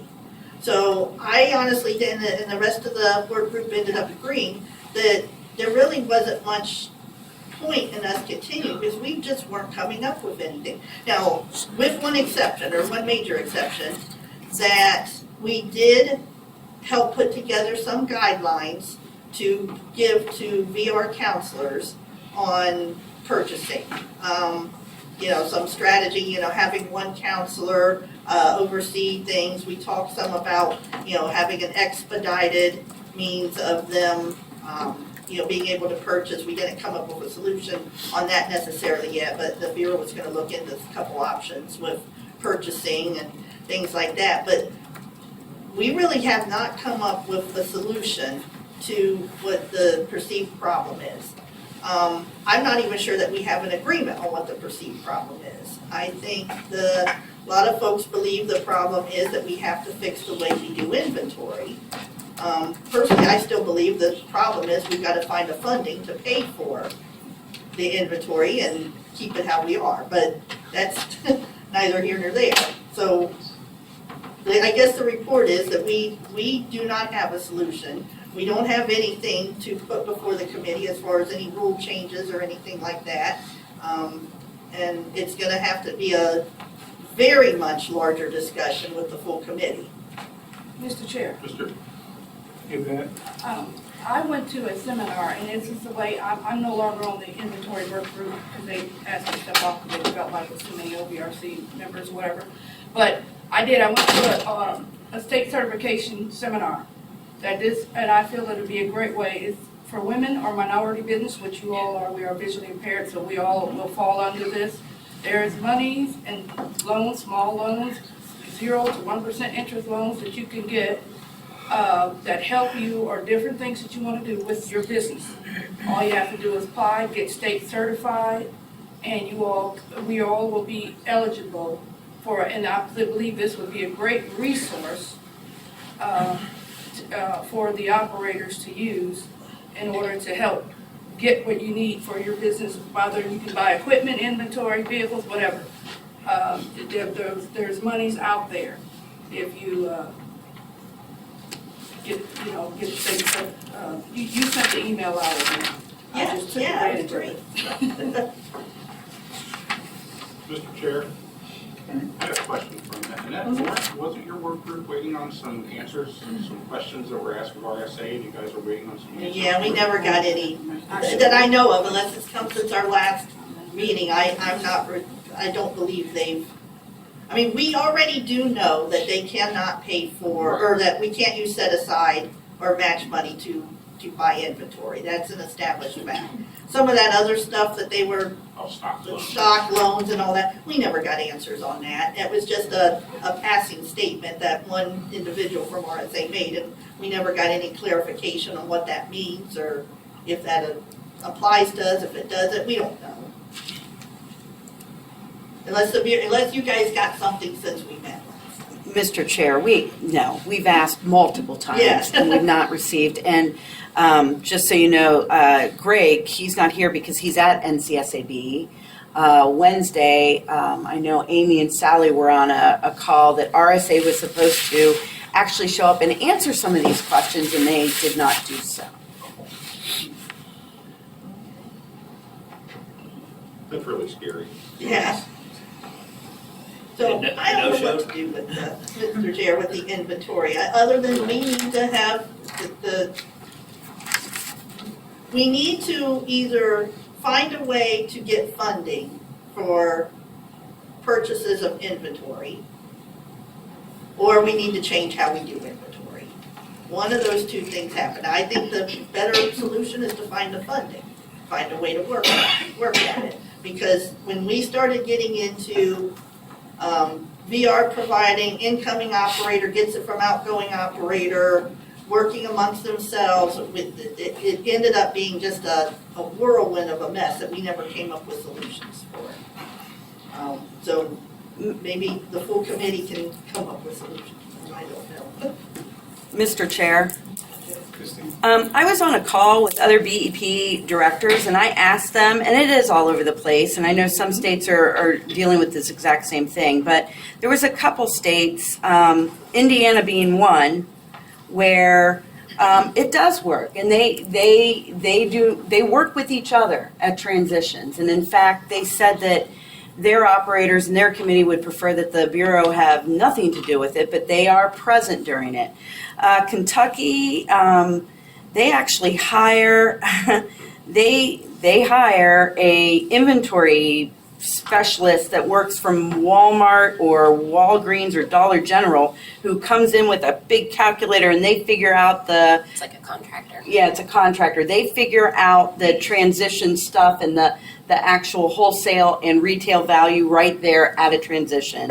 And then Jacqueline Elliott, I think she's from Alaska, she was saying that for them, it works too. They've never had an issue with operators working with each other, but the communication's important, and they talked about like having a pre and post meeting for transitions. So I just mentioned that to say that there are other states, there are solutions, and maybe one of the things that, you guys could reach out to other OVRCs in the country or other operators to see how it does work. Mr. Chair, I agree, and I have done that some, and I know there are some states that have to do it, just like you said, but it just, I don't know some of the questions that we had, how they work, like temporary agreements, unusual transition, where, an unplanned transition, things, some of the stuff we brought up in our calls. that the committee here is not aware, but that we talked about. Some of those unusual things, yeah, we talked some about, let's focus on the standard transition if there were, somebody bidding on it as a permanent operator coming in, a permanent operator leaving, one to the other.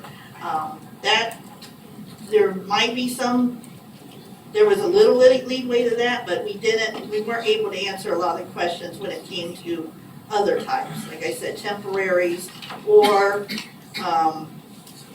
unexpected.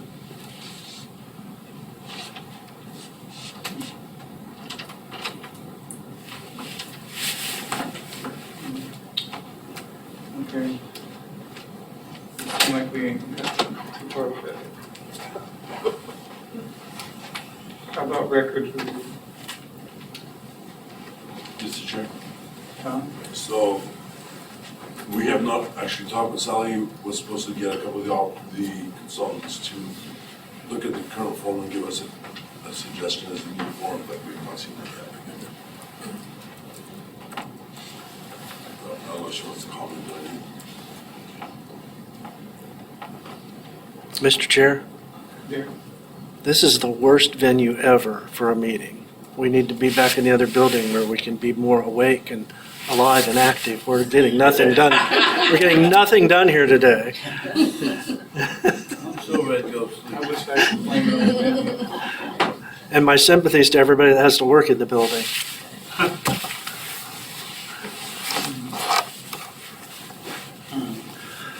So, Mr. Chair, we didn't say anything about inventory. Why not?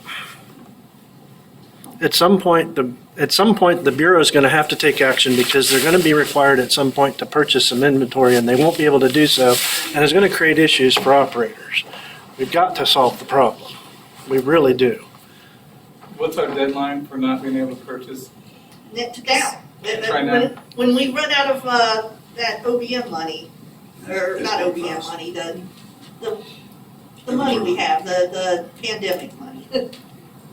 Mr. Chair, Yes, it was discussed in the work group that a lot of the conversation needed to happen at the full committee, and there was talk about spending time each meeting talking about it, possibly having special meetings on this, because we can't just make the decision at this meeting and then it poof, it happened. The rules gotta change, it has to go through JCAR. The ER policy has to be in place, because VR is how RSA is proposing that we fund inventory. I was gonna give you guys the current balance as of September 30th for that fund. It's $96,415. That's not just inventory though, initial inventory I should say. So anytime somebody has an overage, it comes out of there because it's still in the rules that people are getting overages. Initial inventory, and keep in mind that we are going to have Tri-C come online. It's a big campus. Cincinnati State is December, I think. And then I believe that periodically you see POPs coming online more and more. There's just a lot of things that are gonna add up. And then anything that is less than the $1,000, microwaves, locks, keys, all of that is also coming out of that money. So your program's under 100K right now. I don't know if it's projected to be depleted by the end of next federal fiscal year.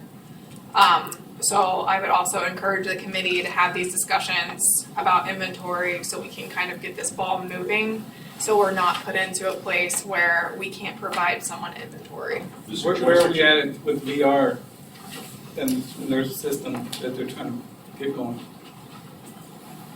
Mr. Chair, so the VR has to come up with a policy for this. It's uncharted territory right now. That also takes time.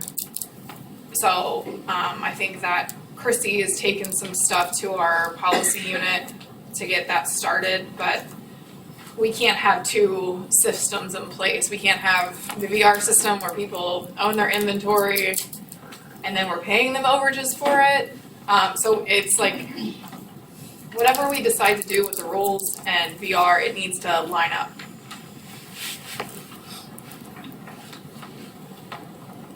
I've been under I have the idea that new operators should get help with inventory and established operators should be able to run their own business.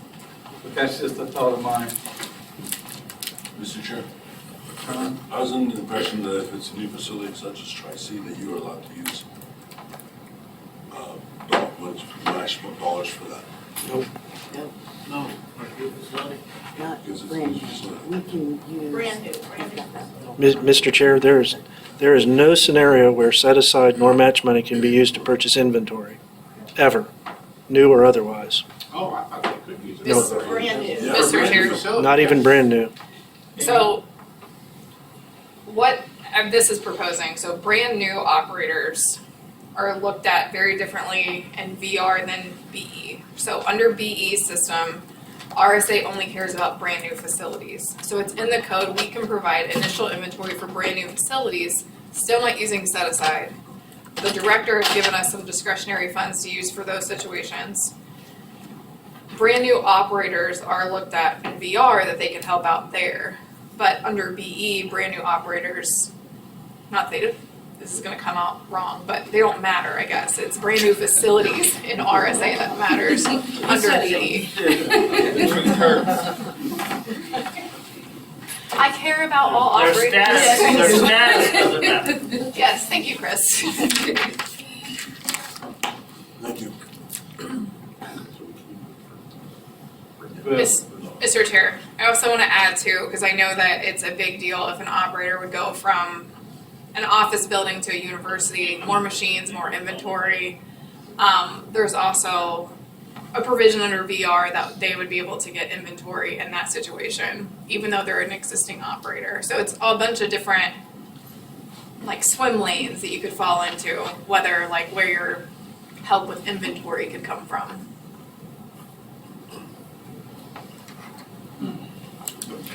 Mr. Chair, so if you go from a smaller facility to a much larger one, there would be an avenue to get some inventory. You would have to open up a VR case, but we would consider it like a promotion. It'd be a huge promotional opportunity. So yes, we absolutely, that there would be an avenue for that. Is there like a range of how much bigger it has to be? There isn't. And I don't know if we want to necessarily define that. I get that. No, and Mr. Chair, the one thing Amy said that caught my attention was there's a lot of different lanes you could fall into. And as I was hearing that, I'm going, yeah, and then we're gonna have somebody somewhere who's not gonna fall into any of those lanes.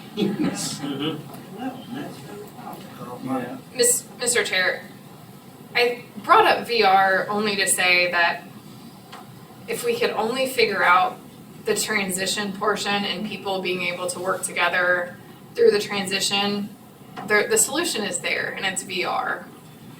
It's just utilizing that and putting a system in place where the transition is between the operators, I guess. And it has to be, the outgoing has to be okay with the incoming saying, I don't want your product. I don't want to sell what you've sold. Or I think that was the biggest hang up in the work group, was making that outgoing operator whole. But number wise, that outgoing the outgoing operator was provided that inventory at some point in time. Like the money, they're not out anything. They've already made money on the product.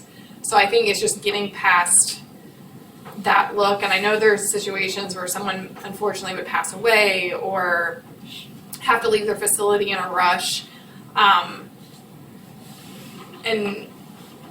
yeah, we may not be able to pay them, but their family could sell it. And I know that could be a hardship on the family. But right now we are certifying families or people's estates to the AG's office.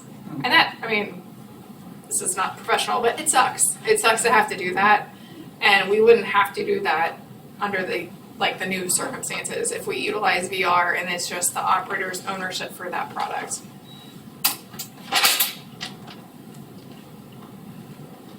Mr. Chair, I'll be the bad the bad girl in the room and bring up one source of income that we do have out there. And this is gonna be very unpopular, so when you start throwing things, go way far left or go way far that way, don't hit at me. But we have about 450-some thousand, if I remember the number correct, out there in outstanding initial inventory. One means that we could collect money is if we take a rule change, is to start having people pay back their indebtedness. Now, I don't want to put a hardship on anybody, I'm not all about that.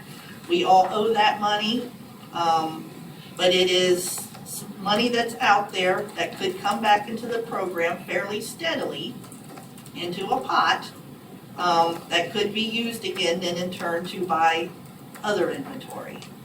So if that was, and like I said, I'm not endorsing it, or I'm just throwing it out there that that's something that I think it behooves us to think about, that source is there. People started paying back their initial inventory over like a payment system, or, you know, that'd take a lot of us to figure out how to do that without harming folks. And paying that and starting to put that money into a pot, then it could be used again for, you know, to buy stuff, and then that operator would start paying it back. Instead of waiting till people leave and then having to certify and going that route. It's a source that's out there. Julie, we're trying to keep the meeting going. I'm sorry. Oh, okay. I had a good idea, but that's okay. Thank you. Well, damn, now you have to hear it. Mr. Chair, not to shoot Annette's idea down, but that would take another $50,000 and 500 hours of coding time to get the gateway. Yeah, that's true. It could cost us more than. I like the VR. There's the VR lane. Everyone likes that. Everyone likes that. Just getting it to work. Mr. Chair, I don't think Jeanette's idea was a bad idea. I think it's a good idea. If it's a simpler way to get to the. I don't know, historically, yes. I really don't Mr. Chair, it's Jeannie Snyder again. Jeannie, we're just keeping it to alternates and reps right now, so Okay, well, I just wanted to say something. that's what the point of. Okay, I just wanted to see, have you heard about $6 million being a grant to the program? That's for equipment. Oh, just for equipment? Oh, okay. Just had a question. You did answer. Thank you. Mr. Chair, So, just a question. With all this machinery that we're getting taken out with the $6 million grant that she just brought up for new equipment, what do you do with the money you get from salvage or selling those? Does that have to go somewhere specific? Mr. Chair, it does not. It is used to pay for things that we purchase that we can't use match dollars for. So let me, the cash balance report that I sent out, there's some different things that fall under that. So if we have like refunds and transfers, it's used for that. Like if there's, sorry, my watch thinks I'm talking to it. I guess anything that we come across that we can't use match dollars for, that money is used for. It's not a huge sum of money. Even, I know that it seems like we are sending a ton of equipment to salvage and we should be like rolling in cash. We only get a certain percentage if it sells for more than $500. Mr. Chair, I would like to explore Annette's idea. What did the Bureau think? How complicated would that be for us to, if we started paying back our inventories? You know, I know we would have to try to set them up in the system, or that, how complicated would you think that would make things? Christy, do you have any? So, Mr. Chair, I still don't think, I mean, that's leaving VR out of it and the opportunity to leverage VR dollars. No, we don't wanna leave them out. I was just saying as to help the funding to clear up that outstanding inventory. That's what I believe Annette was saying, right? Right, and it covers, it does not leave VR out of it. No. There are times though when VR cannot pay for it. We've talked about the temps, we've talked about unexpected circumstances. We still would love to find a way for VR to pay initial inventory, but we know that's not gonna happen all the time. Like Frank just said, there's gonna be a lot that don't fall into that thing, and we need an income source. We absolutely need an income source to cover that. And the only income source I can come up with, unless you guys can sweet talk somebody into just handing us some money, is to have people pay back what is owed the program. Mr. Chair, Amy? so my hesitation is with this is I have no idea how you would track it. So Dwayne, you own your inventory because you got it for VR and you don't need to pay it back. Annette, you owe us, so you're paying it back. Yeah. How does that, I could see somebody. how do you keep track of that Yeah. when, if we do the system where the operator owns it, they got it from VR or BE or whatever at no cost, and no one has debt, no one has that hardship of having to pay that back. I just don't know how you keep two systems going like that. I think there's gonna be a lot of room for, okay, in that scenario, Dwayne, you own yours, and Annette, you have to pay yours back. So Annette, you're gonna leave, and you're gonna say, I want credit for all of this. Dwayne's coming in and said, I have my own. I don't want any of your crap. Not that you would have crap, I'm sorry, bad use of words. But like, it's just gonna be, I think, even more complicated if you're trying to mix the two systems. I think you have to pick one or the other. Mr. Chair, I agree. Now that Amy's pointed that out, I do agree that, and then I can see some people saying that's unfair. Unfair system. Mr. Chair, I'd like to make a motion to put a cuss jar in front of Amy. Does that need to be seconded? Yeah, I don't think so. Mr. Chair, I think I want to withdraw that. Yeah, right. Clarification there. Our funds, we own it because we did pay it back. Right, so they did. It wasn't, we didn't get it from VR. That's We right. did pay it back. Right. That's why we own our funds. So Right. there isn't a discrepancy. Right, I was just using like as a broad example, like, I think, yeah. Mr. Chair, I think we can, I mean, most of us are little smart people, a lot of you are smarter than mine, but I think we can come up with something. Yeah, it might be a challenge to track, but we gotta do something. We have to come up with an income source. We absolutely have to come up with an income source.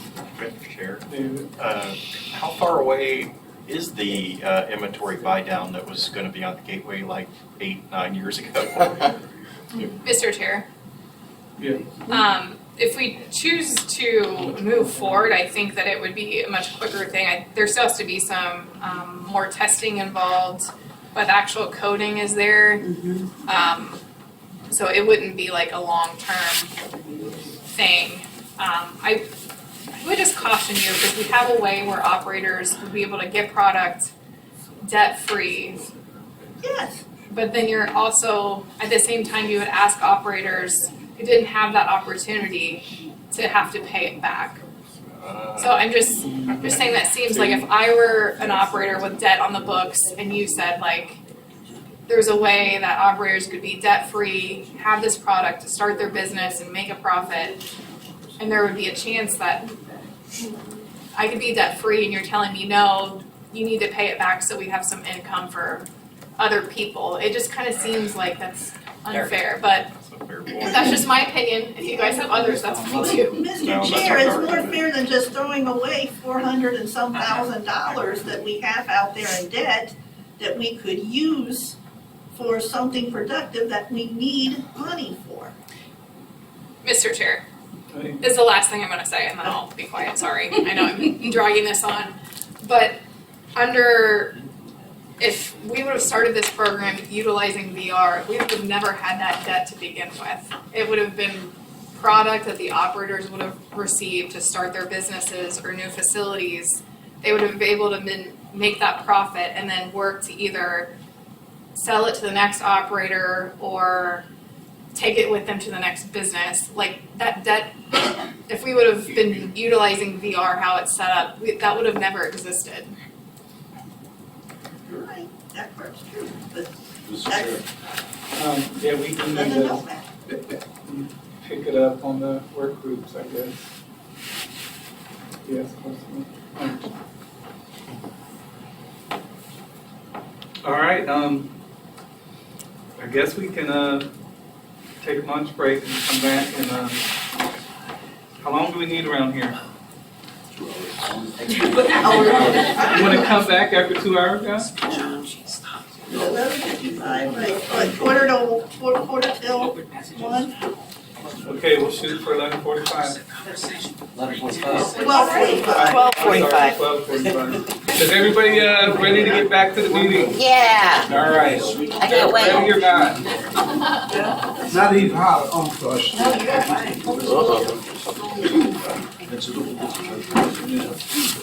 Thank you, David.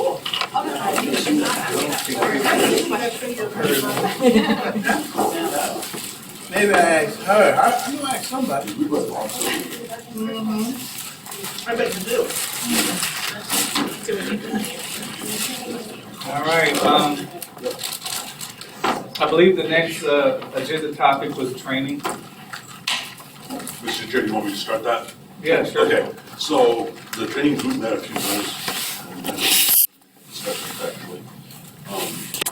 We invited the person who runs the national training, so that we can ask her a bunch of questions.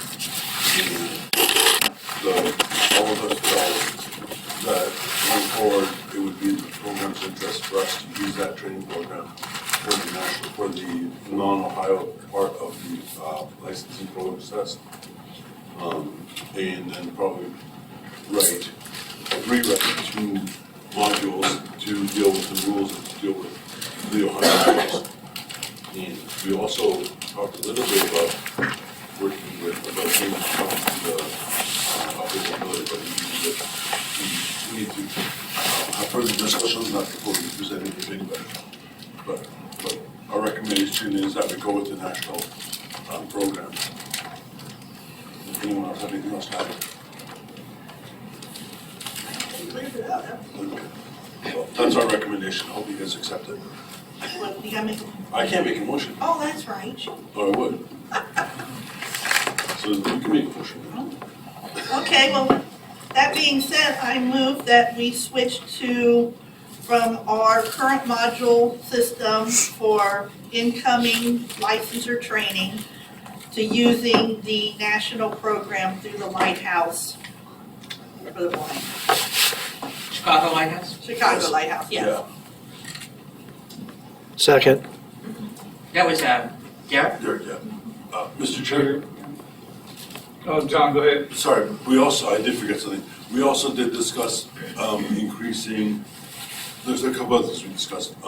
Christie had put out a job description for a new person. For what? I couldn't hear that. I'm sorry. Christie had put out a job description for someone to take over Cynthia position. And one of the things that I really like about what she's trying to do is that the person is going to be required to do a lot more hands-on. We talked about having operators, the trainees do more in-stand than they're doing now because the in-stand has been shrunk drastically, even since I came into the program.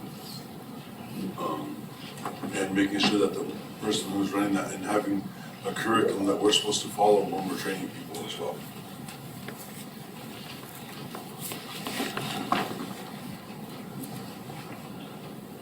Lighthouse is done online, Yes, and VR pays for that, I assume. yes. It is expensive, but we're not paying for it, so. And it really does look good. I mean, we can provide anybody with a course outline if you wanted. Which we probably should have done before today. I just thought that. I know, I just now thought about that, I'm sorry.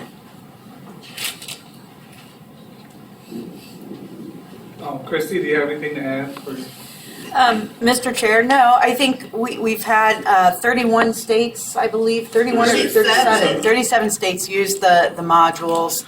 I did the training report. There's one person right now that's in our current modules that is going to finish our current modules, but the rest that have yet to go into the modules, I'd like them and to work with VR to get this rolling. It's $4,500. But yes, I think the other things that we discussed, more hands-on, the new training manager. We've also discussed with the final in-stands, instead of it being like, what is it, $15 a day for an operator, or $15 an hour, is that what we paid you, Missy? To look at that, I think it should be raised, and we can look at that rate being raised and give more direction. Also, I've already started talking with IT. I'm sure it'll be coding and it'll take a minute, but looking at more user-friendly, web-based reports for the operators to do.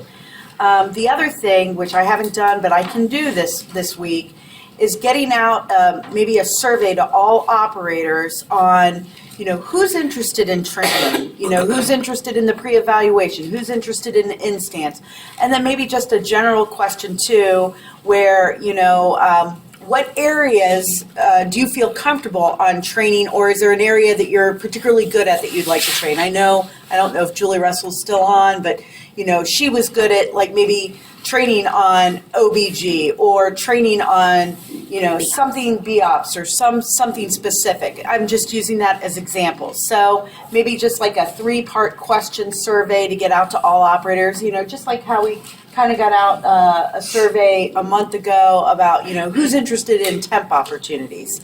And I'm fine if someone responds back saying, I'm really not interested in training new people. That's okay. That's fine. But if we have a core group and I know who to go to and who's interested, if you guys are okay, I was going to get out a survey as well. Sounds like a plan. Mr. Chair, back to the motion on the floor. We do need I would like a motion on whether to go forward with this outside modules. The motion says you need a vote. Okay, what's the motion? No, the It motion is is the there. motion, it's there. You just need We just have to vote. Yeah, well, I thought this was a discussion. What's going on? You guys are rushing. Done with the discussion, for Thanks, me, Christie. for me. Got it. You're gonna change seats with me in a minute. Mark? Yeah. Frank? Yeah. Yes. Keith? Yes. Derek? Yes. And I'll be yes as well. What the hell did you eat for lunch? I don't know, Chrissy. What did you eat for lunch, Chrissy? Me? I knew what was going on. I Boy, knew he what flipped was that going on. fast, didn't he? I feel different all of a sudden. You're drinking too much. Wow. I'm joking. That devolved quickly. Trying to stuff in my vending machine. I guess you have it myself. I thought Christy was coming off a little. I'm sorry. No, I'm just playing. All right. I'm gonna be all right. I don't know about the rest of you guys. No more Monster Ultra. University of Toledo.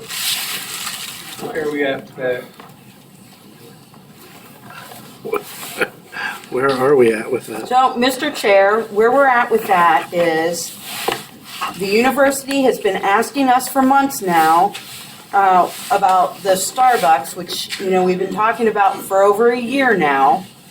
And, at one point there was talk about having a meeting, and then I think we kicked that can, you guys kicked that can, and then so they're wondering what's going on. They did, and I did send out yesterday. I sent out a letter. Like they want to go forward with Starbucks, and I think they're frustrated right now on our non-responsiveness. So I think we need to make a decision on what are we doing. Mr. Chair, John? there was one thing in that letter which kind of bothered me because Starbucks is saying that they're willing to talk to us, but then when we try to talk to them, they won't talk to us.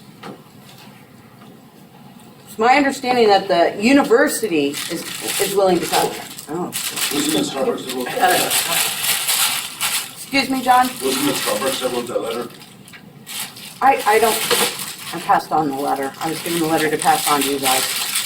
And the other thing that was passed on was the pro forma, which they have said numerous times, they do not expect to make money on this, but they want a Starbucks for the prestige of having a Starbucks. Which that's what they've been saying for 12 months. Mr. Chair, we've beat this so much, we've tried to come up with a way to do it. We have not found a way to do it. I hate to say it, but we have not found a way to do it. So I'm prepared to go ahead and move that we pass on the Starbucks, let the medical college go ahead and move forward with it. But we work diligently, when we tell them that, to get more opportunity at the medical college, more vending. There's areas, I know I'm rambling on my motion, but there are areas in the hospital where we can increase our vending footprint, and that we negotiate to take over the University of Toledo main campus, the vending. That's a big motion. It's a huge motion, and it was a rambling one. It wasn't a pretty motion. So waive the Starbucks opportunity. Yes, Negotiate for- that we waive the Starbucks opportunity and negotiate to increase our vending footprint at the medical college and to take over the entire vending at the main campus.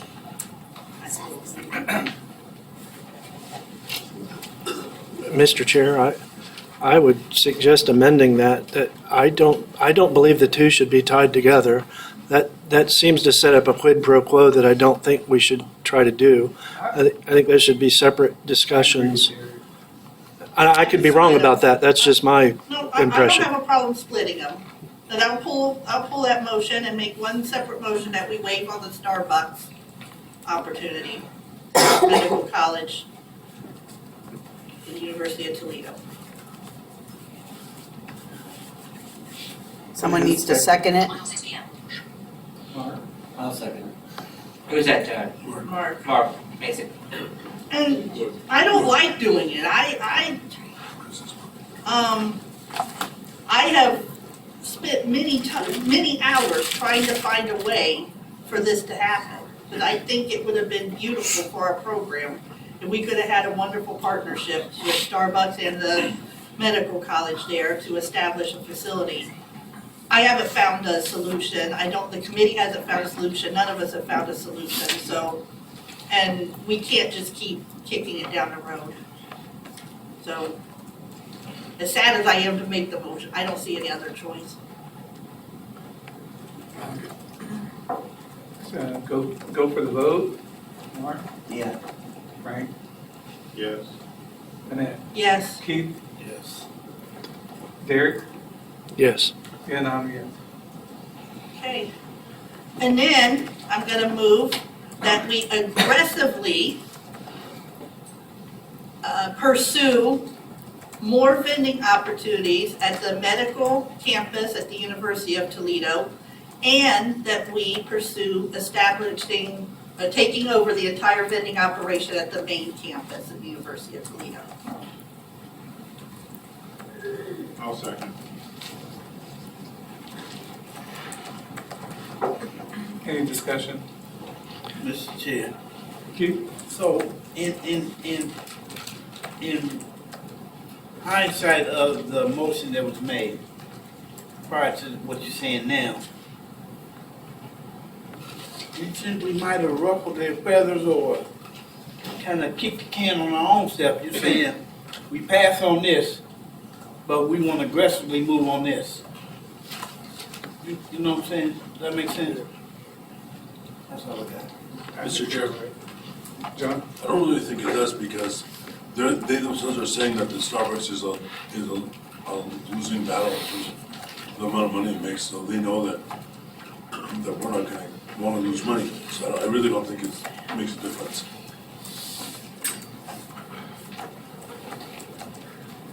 Mr. Chair, Eric? the vending opportunity at the health campus Is the health campus and the hospital, are they separate entities, or does the hospital run by the health campus?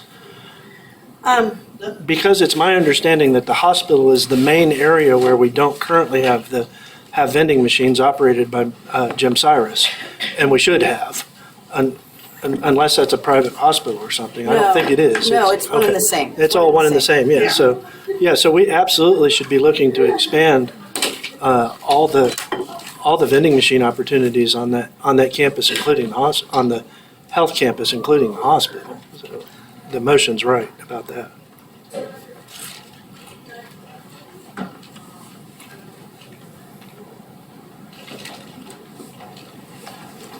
And Mr. Chair, we also will have a decision to make about the current coffee kiosk facility that's being temped.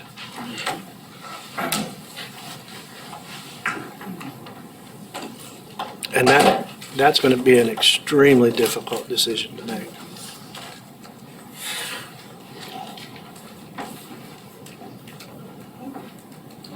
That one, though, we can kick down the road indefinitely, right? Yeah, I was gonna say, I'm not prepared to move on that. Mr. Jack, John? there's no reason why we can't keep running that till the other Starbucks is built, Absolutely. and then at that point, we're probably gonna have to close it.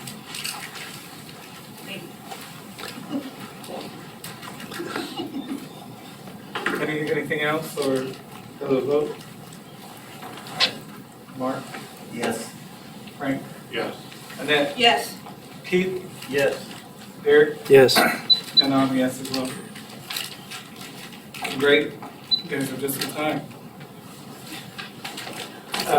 University of Cincinnati?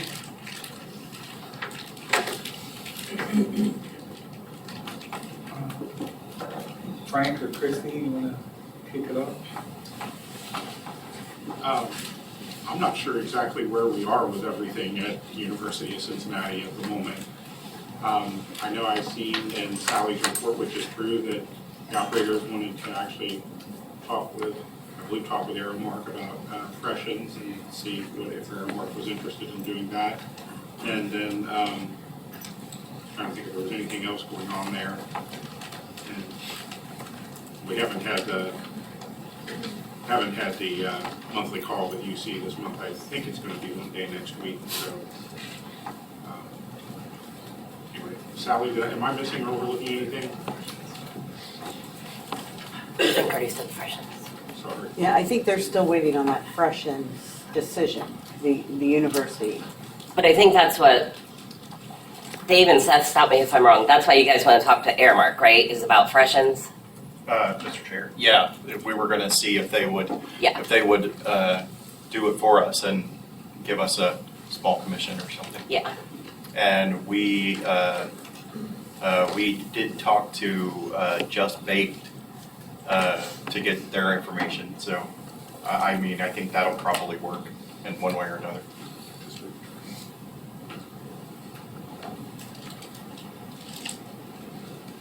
Mr. Chair, Derek? is there a matter of an RFP down there as well that is of interest or not?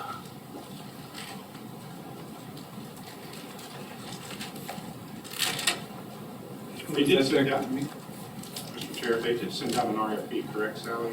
I've not had a chance to read through the whole thing, but. Mr. Chair, yes, and I believe it already closed. Man, that was fast. Well, it was assumed Aramark was gonna get it. Yeah.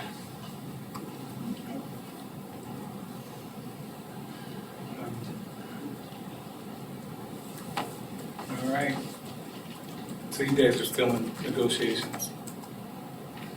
Well, Mr. Chair, we haven't actually talked to Aramark yet. Okay. I don't think anything's been set up, but when I suggested to them if they would be willing to do the yokai machines, I mean, they didn't say no, but we also never got a reply from them either. Gotcha. Yeah. So maybe that was the silent no. Tough ass. The only question I would have about UC is about convenience stores that we don't run selling like products with different prices. Some lower, sometimes a little higher, but probably more either in line or lower than we sell. I know, I have one at my university, and luckily it's only in one building, not, well, I got a couple spots, but yeah, they are a hassle. Well, maybe more people would know than me, but is there anything about direct competition in the BGAs for things like this? Mr. Chair, I don't know without looking. I have to, I don't, that's a good thing to put in going forward. I just don't know that it's in there now, but that's a good call. I think we really need to check and see what's actually there now. And yeah, we definitely need to look at it going forward. Mm-hmm. Good call. Because over at University of Cincinnati Blue Ash, there is a cafeteria type snack bar kind of thing that we used to run many years ago.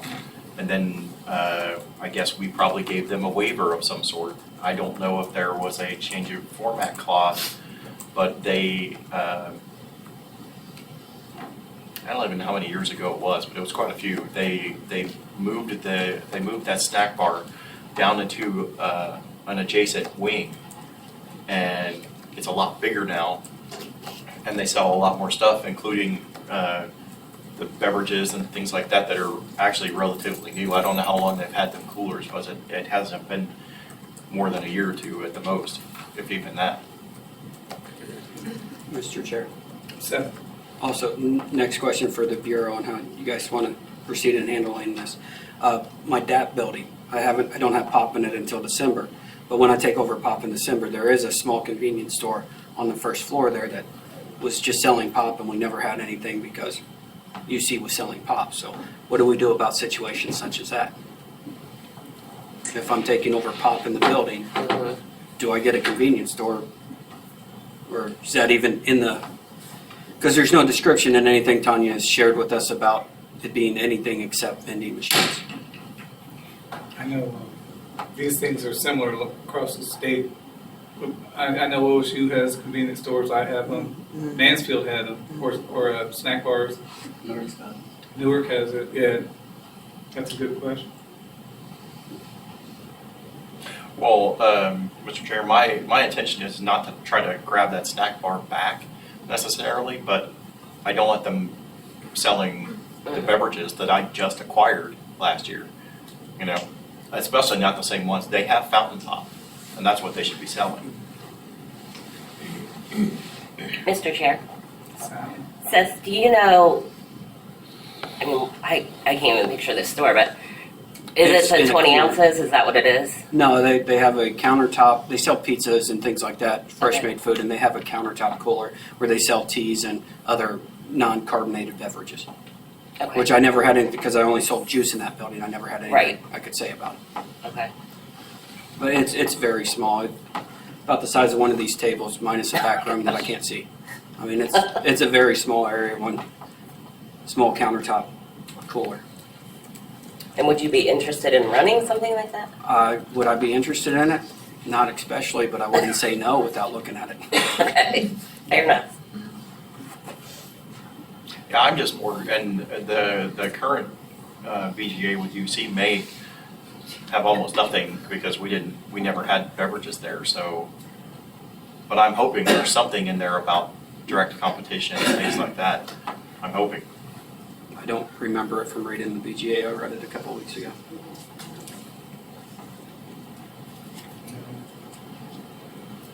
Mr. Chair, Okay. the only question I would have, I guess, is when we updated the BGA to include the beverages, what the language is. Does it say vending? Does it say, you know, that the direct competition thing would be one thing to look for, but also see what the wording is of us acquiring the beverages.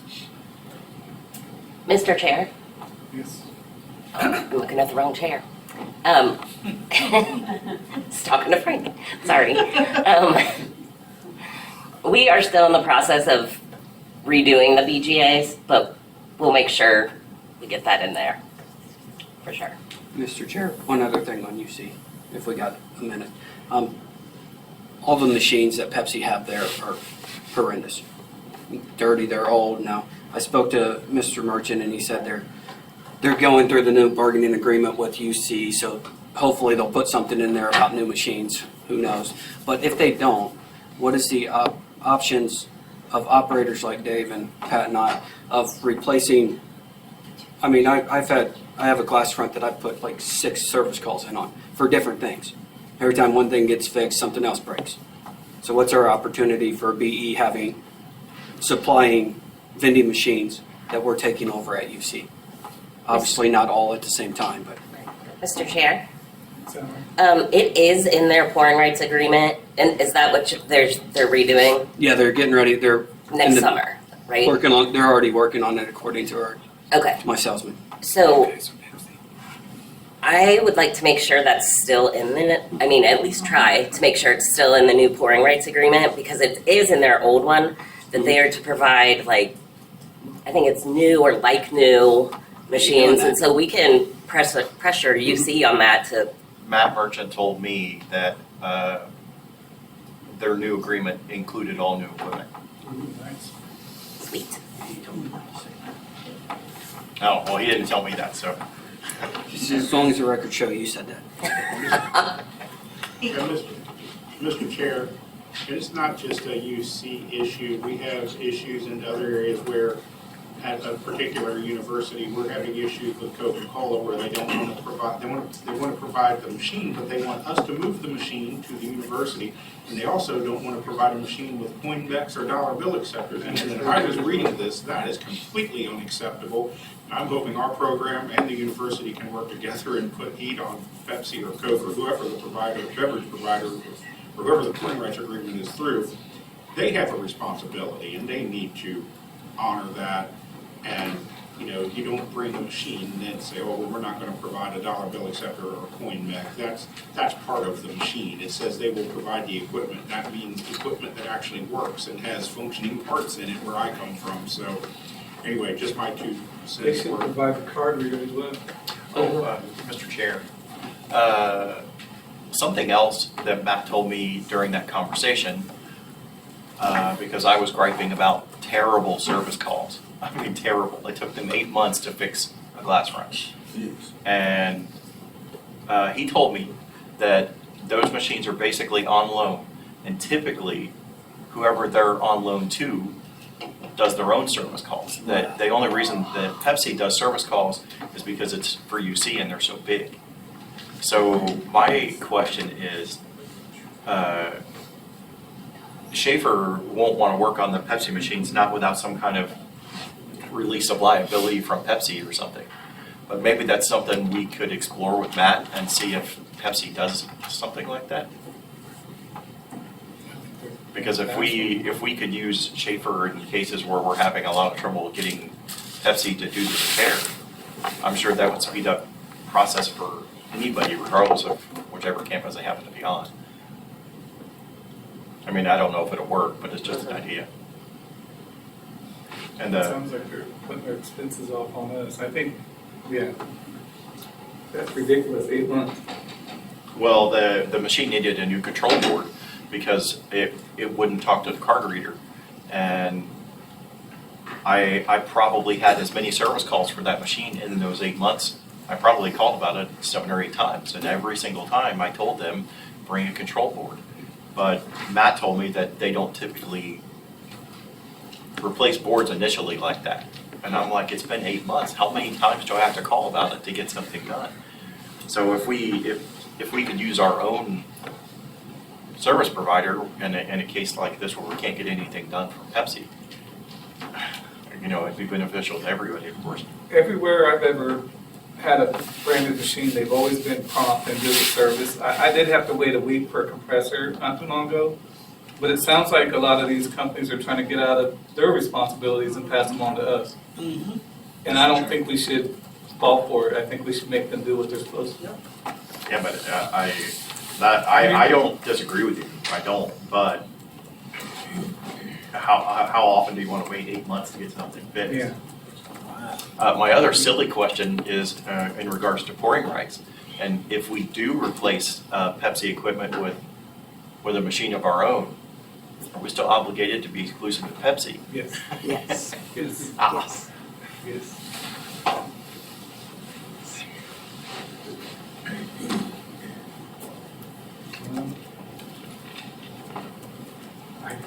Is that it? Is that it for the meeting? We should have skipped lunch. I wonder one back for you. I'm No. sorry. Hey, I have, Oh, that's it? I do have one that I need to put in front of the committee, Larry. Okay. We are working and we have someone interested in temping Cincinnati State. They did make what I would call a reasonable business request to get the telemetry and everything they need to run that route or to service that. They need to sign a one-year contract with Cantaloupe Play Plus or something like that, and it locks you into a one-year contract. And their request was if we could pre-approve a 12-month temp agreement.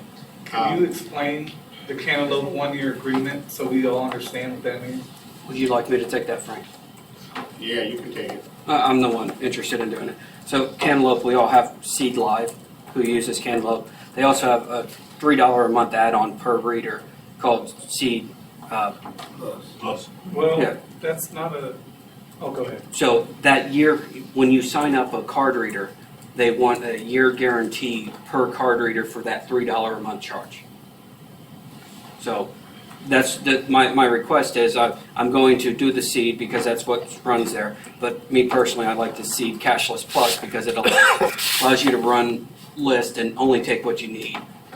You know, saves times on the back end for me. So I would like to have that in writing because I'm perfectly willing to tempt a facility, but I'd hate to 6 months it's running great and then I'm owing 15 machines. It's 15 machines.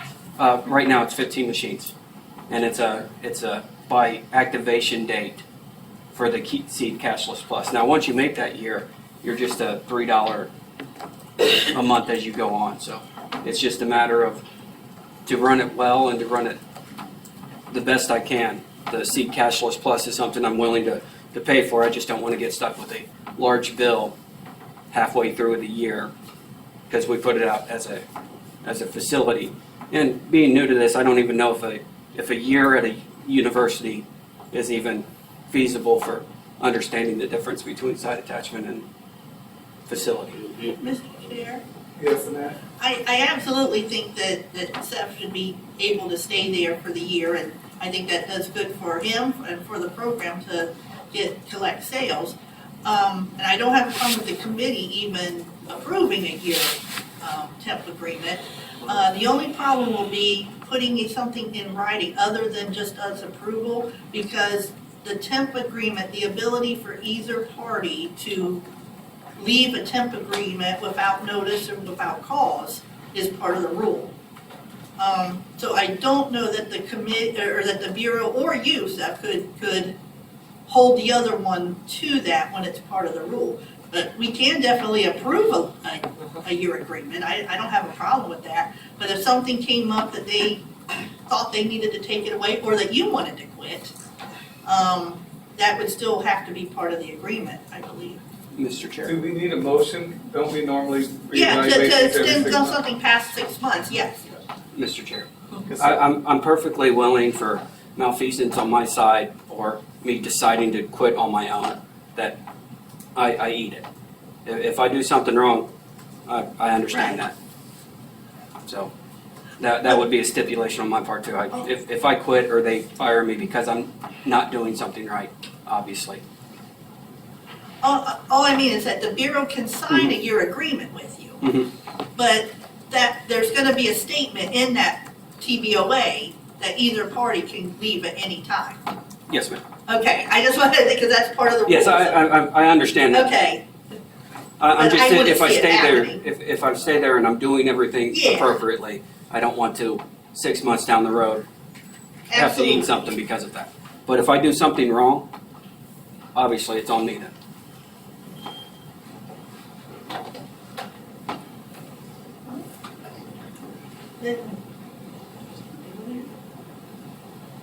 Sure, I'll do it. I'll make the motion that we that the Cincinnati State temp agreement be for 12 months or worded differently, 1 calendar year. I'll second. Mark, Yeah. Frank, Yes. Annette, Yes. Keith? Yeah. Terry? Yes. And yes. Oh, that was very unanimous. Anything else? Yeah, Mr. Chair. Mark? I don't know if anybody else has had this problem or not with the post office, but here recently in the summertime, they like to give out water. Now, I don't have a problem with that for the days when it's extremely hot and they're trying to get the mail carriers, nourished with water. But I said something a couple weeks ago to my consultant that they're still giving out water. And it's 40 degrees, 50 degrees out. He sent them an email and they said they're not in direct competition with me and they can give out water. Now they're giving it away 2 steps from my machine that's got all the water. So where does this end? Can they give out chips now and we can't do nothing? Can they give out candy bars and I can't stop them? I mean, I know it's water, but if they want water, put a water cup in it. That's the way I feel. So I didn't know what anybody else's input would be on that. Mr. Chair, I experienced the same thing. And what I come up with is, it's just like I'm bringing lunch. Whatever's in that lunch bag, I can't say don't bring that because I sell that. And my representative, or whatever Scott's title is, because y'all changed it like 3 times. We don't know what his title is either. Yeah. Yeah. It's not direct competition, it's not. I mean, you can, in your head, struggle with it, or you can just let it go, because your stuff is cold. Theirs is not. That's why it sits so long, and yours is selling. It might slow down, but water don't spoil. Well, the water disappeared. So after that was brought up, an email was sent and they tried to dispute it. The water's gone now. They just moved it. I don't know if they moved it, Or else you don't see it anymore. but it's nowhere where I can see it. Mr. Chair, Annette? I would just say, maybe talk to them, because somebody's having to drag that water in. Talk to them and see if you can be the one to sell them the water by the case. For them to give their employees. That way you're still selling it and they're getting it provided to them without somebody having to worry about it. And you find a case price for them and you're still making. Now, that may not work. They might have a pretty good deal on it and might not mind dragging it in. Yeah, Suggestion. I know they're getting it from Sam's. Yeah, You so have the same problem. you tell them you can sell it to them. They might pay you a little extra to not have to worry about providing it. Mr. Chair, Sally? Mark, we can reach out and suggest that if you're not comfortable asking them that. We can do Yeah, that. yeah. Sorry. Well, It may not work, but. as I say, Mr. It's a good Chair, suggestion though, Annette. Frank? Mark, you think the problem's been solved? I mean, I agree. They've probably just moved Moved it. it out of your sight. Yeah. They've been doing this, I've been there about 10 years. And they do it for about a month or 2 hours. Right. And I vote with it because when it gets took off, the water takes up. But this time, And Mr. Chair, I see that too, Mark. I have 3 small branch post offices, but one of them is a little bit bigger than the other 2. And they, at the one that's a little bit bigger, they do that pretty often in the summertime. And I highly suspect, but I can't prove yet, I think in that particular post office, somebody may be in there running their own little side hustle, selling cans and bottles. I don't know it, I can't prove it, but, and when I can, I'll provide that proof. The only thing I'll tell you is several months ago, and I told Annette about this was a while back, some lady in there came to me and tried to buy the business. She took her money. I can't, no, I'm like, I can't, I had to explain, yes, I run it, but I own it to a degree, but I don't, you know, the machine, it's a state program and all of this, but yeah, I see it go on, and I think it goes on in all of them, Mark, at least, and that's what I've seen during the summer. I don't see it too much in the fall and winter, but we'll see what happens. It's like, I don't have a problem with them giving out the water in the summer, but Yeah. to a limit.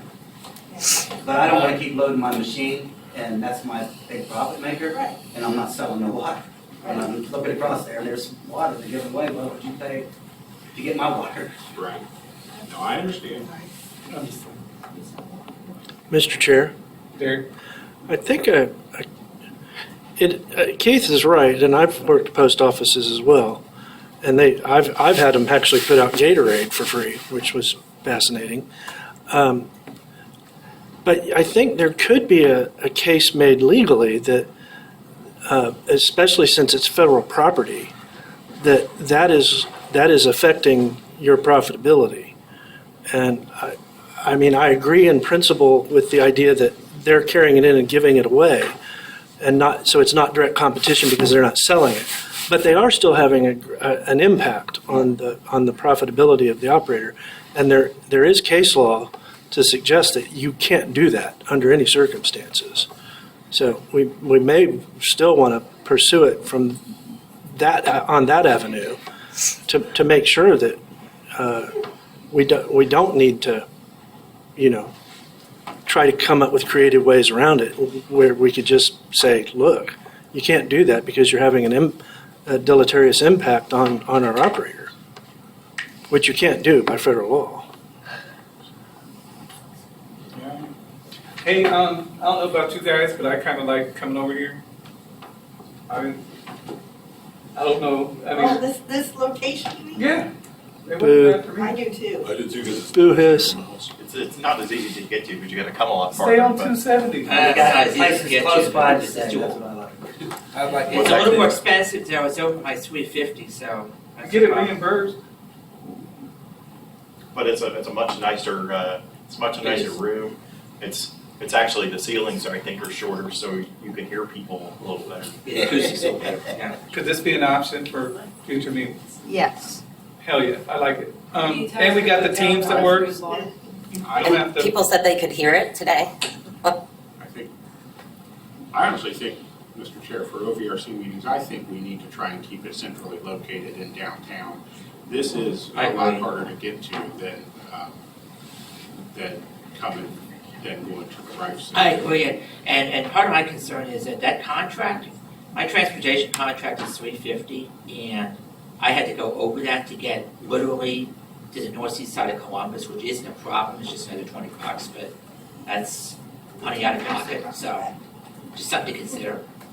Mr. Chair, I agree with Frank and Chris, but I don't miss not having to go through the metal detectors either. No, hey, Downtown maybe we madness. can go back and forth. I don't know, just an option. I don't know. Don't you feel less safe here, though, not going through the metal detectors? No. I'm joking. Mr. Chair, Yes, Chris. we don't have a dog in this fight. I don't care which way. I do care, though. We've got to solve either people have the ability to listen Yep. or they don't, and they don't call in, and we don't have that option. Right. Continuing to have a system where people cannot hear or there's confusion and there's issues with, muting and back. I love the Teams option, and unfortunately, and I've already asked the Rife if they have this option, they don't. So if we're going to go back to the Rife, we've got to come up with some solution, or we've got to tell membership that, the only way to listen to OVRC is to attend or to listen after the fact on the YouTube channel. Mr. Chair, John? what does it take to put Teams, all we need is a computer, no? Mr. Chair. That's Sally. John, we have a huge hub here. It's like a giant TV and it has microphones and things. So like just our laptops wouldn't pick it up nearly as well. We tried that the one time, I know, and it didn't work any better than my sad little iPad was working, so. Mark, go ahead. Has anybody tried to reach out to Tom Neal?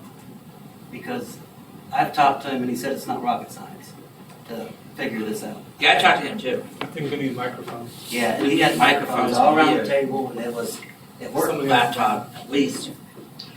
Mr. Chair, speaking of the people on the phone that have, the ones that are still there that have waited like 4.5 hours, we probably need to check with them and see if they got anything they want to talk about. And I'd like to hear if they heard us good. If They can hear us right now, right? They might have to unmute themselves to talk. I'd like to hear what their thoughts are, if this was a better connection, if. Anybody out on the phone can speak I love how up we're or talking about them. get their opinions on the thoughts they had about today's meeting. They're all consultants. Except for the bottom one. Everybody all fell asleep. Took a break. There's Sarah. This is Sarah Goodor, Zanesville BD Consultant. This is the best I've ever heard this meeting. It's been wonderful. I've been able to listen to the whole thing. Normally I get a headache after about 30 minutes and have to get off the call. That's good, so do we. Mr. Chair, can we buy one of these setups for the ride with match money? This is Kelsey Berger. I agree. It's been great. Tanya Koo, I agree. They're all consultants. Except for the bottom. Are there any operators on there who? I think Jim Cyrus. Julie, Jim Jim, Cyrus are you is guys on on there? He left. Julie was there earlier. Yeah, Julie was there earlier, Jim was on there. I think the only ones on there now are Orville, Tanya, Sarah Gudorf, Kelsey Burrier, Lynn Hustwick, who's I know driving in her car right now back to Toledo, and Jim. I'm driving in my car. Yep. It's wonderful. You can hear it so well. It really makes a difference. Agreed. She's so funny. Well, She loves them. I think at least for the next, until we find a better solution. Can you make a motion on that? Boy, I wonder how that'll come out, okay. I move that at least for the next meeting, we meet here at this building, and try to continue to find a solution for downtown, but in the meantime, until we do, that we meet in this building. Second. I'll second it. Who was that for second? Was that Keith and Mark. Mark, I gotta credit to Keith. Yeah, he's first. Mark, Yeah. Frank, They're voting. He's a resounding no. Annette, Yes. Keith, Yes. Derek. No. I'm yes. It's bad, guys. Maybe it's just temporary. We'll work on finding a solution for You downtown. never in a million years will you find a solution for this at downtown. Well, No. And free parking. Did it pass? yes, it's So, passed. Mr. Chair, so the Rife doesn't have a setup like this, or they don't have internet for it, or what? So how much did Tom spend, actually in microphone stuff? Couldn't have been that much, right? Each individual agency has its own budget for whatever IT and electronics that they want to put in their meetings. So each individual agency has their own way of broadcasting their meetings. So it would have to be something, I'm guessing, on an individual committee level to purchase. Does Stuff like that. this belong to OOD? Yes. Can you guys haul it over here? Yeah. Put it Take it to the on Rife. Christie and haul it. I will continue to work with the Rife, but, as Ms. Houston was saying, it's, this is hooked up to our internet here, our IT. It can't be packed up. It is a huge, 40-inch TV thing with a microphone. The other piece of it is that DAS, when we reserve that space at the Rife, they subcontract that out, the actual reservation process. It's not even a state employee that I'm working with. And I think I did ask a couple months ago, they have the old-fashioned Cisco phone thing in there, but that's, I don't know. We can continue to see what options there are, but They don't have these Surface Pros available, which would be the what we have here, which is awesome. Where is it normally held, your meeting? 19th floor Yeah, at the that's Rife. just a general Yep. meeting floor. Yep. And each of the agencies have to bring in their own yeah. system. Yeah. I'm guessing we pay for that space for every No, meeting? no, it's free because we're state agency. We do not pay for that Oh, space. It's $50,000. It's Mark. Does the, do we have to pay to be at the Rife? No. Okay. I'm gonna, do we need a motion to adjourn? Yes. Yes. Somebody handle that. Move to adjourn. Second.